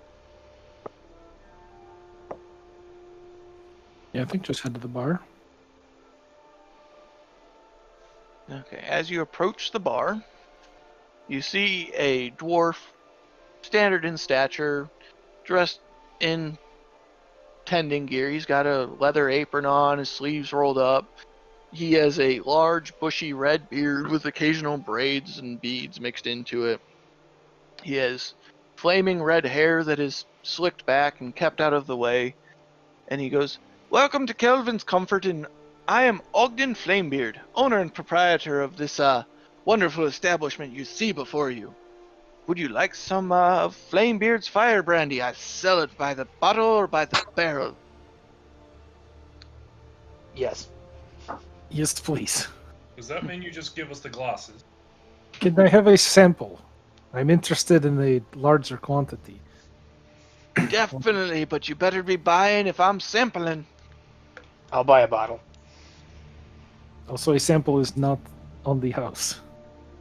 Oh, I'll give you a sample for sure. He takes out a shot glass and gives you, it's like half a shot glass of it. And as you take it, it burns. Like, this is fucking just miserable. Think like Everclear mixed with 151. It's just not a good combination. Like, you feel your innards rotting out. This is terrible. Aye, but it'll keep you warm on these wonderfully cold nights. Ah, that's what it's called, fire brandy. I think it's more you just don't feel the frostbite. After a couple good shots of this, you don't feel much. Excuse me, how many of your patrons have been just found dead in the snow before? I stopped keeping track after about 10.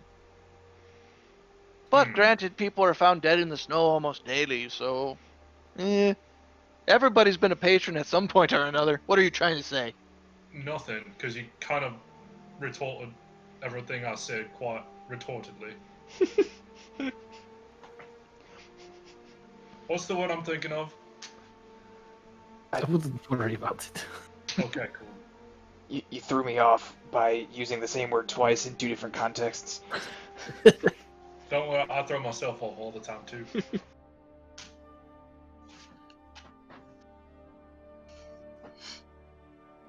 Alright, so guys, are we trying to set up shop around here? Or... No, we are. Do you have a room available, or multiple rooms? I have a couple rooms available to you, but I don't know how much sleep you'll be getting. We tend to be rowdy all the time.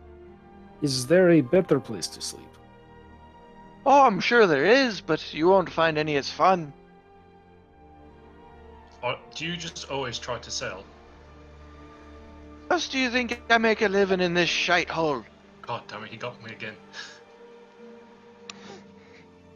How many to a room? How many are you willing to jam in there? I mean, how many beds are there? Well, normally 2. Last place we stayed there was Sometimes 2. one and and a half. We got 4 rooms, and that was kind of, not. So we need 2 rooms. All right. I appreciated the privacy. Let's see here. You can get a 3rd room if you want, Cass. And how much they cost? I gotta find it. All right. A room will be 1 gold piece each.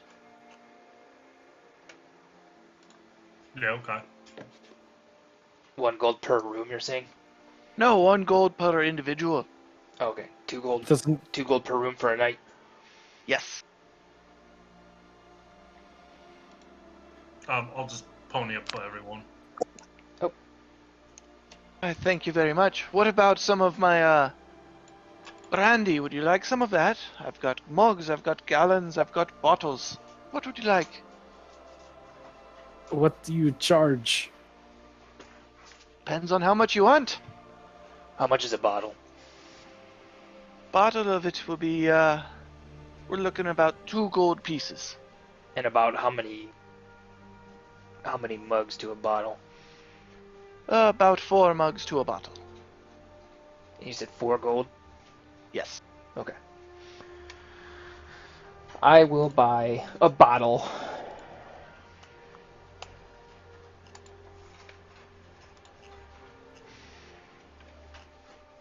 So you can add into your inventory, if you are so interested, a bottle of...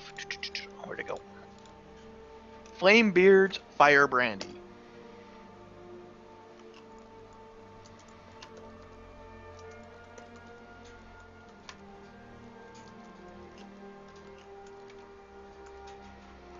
Okay. Yeah, if there's anything else I can do for you, you're welcome to come down. Can't say any promises about the food or the room service, but we'll be lively later tonight. I don't know what to make of that. I'm here to sell my brandy. What do you expect? Are you Firebeard? Said his name Didn't I tell you my name when you first came up here? Yeah, but I forgot. I'm the owner and proprietor. is Flamebeard. Is Firebeard a name that's like a family name, or is it like your business persona? Well, it's Flamebeard, as in Flamebeard's Fire Brandy. Have you thought of Sorry. calling it Firebeard But Flame Brand? the question still stands. Are you some kind of marketing god? No. Not No. you, the one that had a good pitch. Oh. Maybe. You I could put into fights, though. Everybody wants to put him into fights. Yeah, here's the thing. I'm kind of not doing that at the moment. Well, if you ever change your mind, I'm sure I could find a contender or two. I'm certain you could, but I've got some things more immediate on my to-do list. Like you- buying a bottle of Flamebeard's Fire Brandy. Look, you've made the sell. Now you're overselling. I kind of want it less now. I sold to the Dragon Ball and I haven't sold to you yet. No, I've been around for this. Like, my ears still work. Danny was right there. I'm right here. You talked yourself out of a sale. For now. I just head upstairs. Are you going to bed? I'm not going to bed. I just don't want to be in that conversation anymore. You find rooms that are very simple. There's a simple end table. There's 2 just straw cots. There's a chair in one corner and a small window. It's nothing complicated. It's nothing fancy. It's fully functional. It seems like he makes most of his business off of selling booze. There's no hearth. There's no real heat source in here. It seems like if people do stay here, they probably stay in the common room. I start doing push-ups to warm myself up. Should not have paid for this. Could probably stick a rag in that fire brandy and set it on fire, and it'll burn through the night. Hey, the burning can calories. certainly try. Right now. If Flamebeard's if Kelvin's comfort burns down, don't look at me.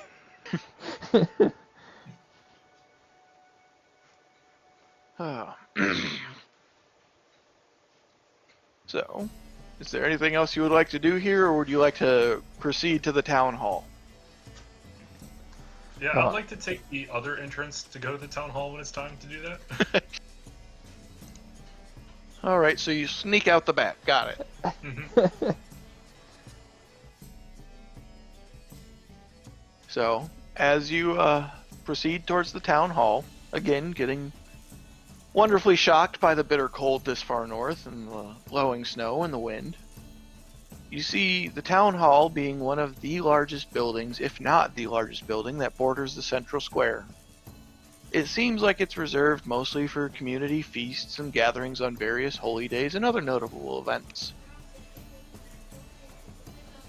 In the back of the hall, as you were told, there's a short flight of stairs of stone steps that lead down into a sunken cellar with walls of frozen, hard-packed earth.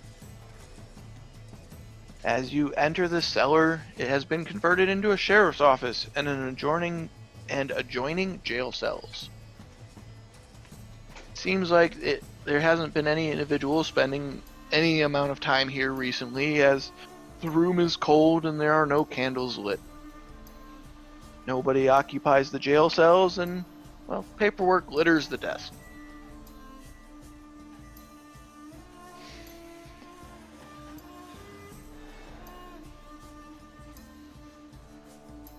Kind of nudge Danvers. I mean, I guess waiting down here isn't helpful. Was there anyone, like in the upper portion of the town hall? Really, it was a large, empty room, not too dissimilar from a gymnasium or an event hall. Oh, okay. That was the room you guys came through. What if we just shout out Southwest's name really, really loud? I mean, I don't think it'll work in here, but if we go outside, I don't know. Maybe we should just ask around. It seems to me that we'll probably run into him at the tavern at some point in time throughout the night.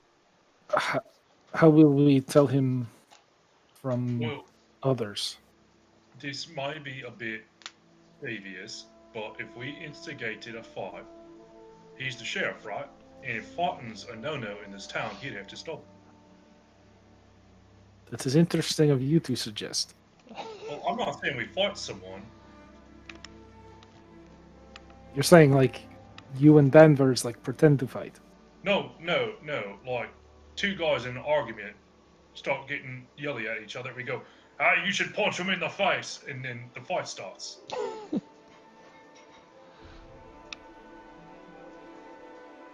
And so you're just going to instigate people to fight each other. Yeah, absolutely. I mean, it's my first night.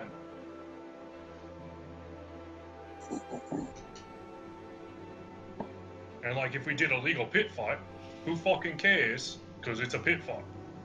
Why don't we just ask around for the sheriff? I mean, I guess. Yeah, I guess we can go back to the tavern and just ask around and maybe, I don't know, get a table with some locals or something and see if they can alert us when Sheriff Southwell comes in. Yeah. What about asking? We didn't ask Flamebeard, did we? No. Yeah, well, I think he's just gonna say like, buy some of our shit, and I'll tell you. Well, still, yeah, but he'll be able to identify the sheriff. Tell us if he's a frequenter to the tavern. Yeah. All right. It's a better lead actually than what the deputy gave us. Yeah. I'm actually interested in creating a dragnet. So what if I just hung out here, and if Southwell comes here, and then I'll lead him back to our rooms.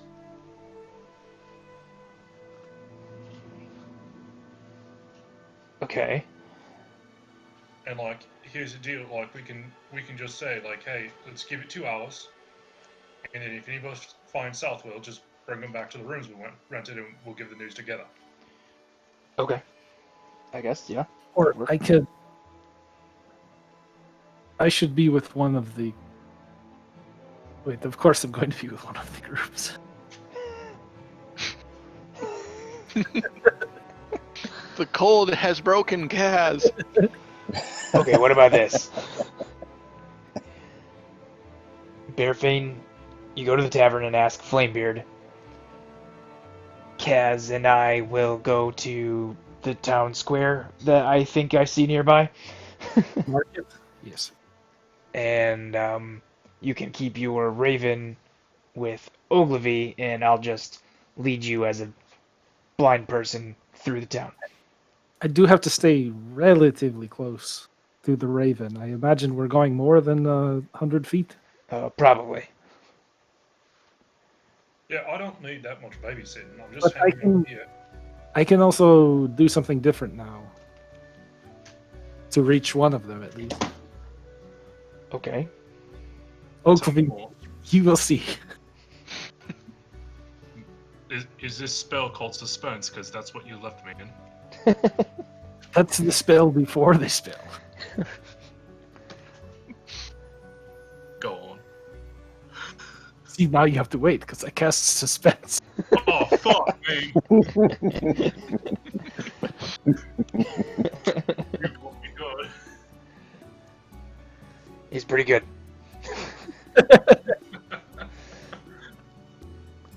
So anyway.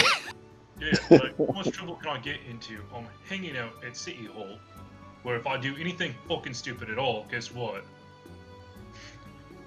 He's already in the jail. Anyway. They're like, hey, just go downstairs and find one of the rooms. And I'm like, okay. Put yourself in a timeout.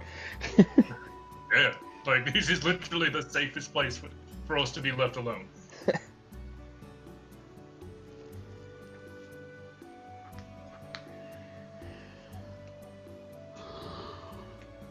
And then we'll say 2 hours. If we're unsuccessful, we get back to the room. Okay. Well, on that note, do we want to call it since it's 5 o'clock already? I would appreciate it because I am losing energy. Oh, jeez, I didn't realize it was so late. I guess so. Looming darkness out my window, kind of. I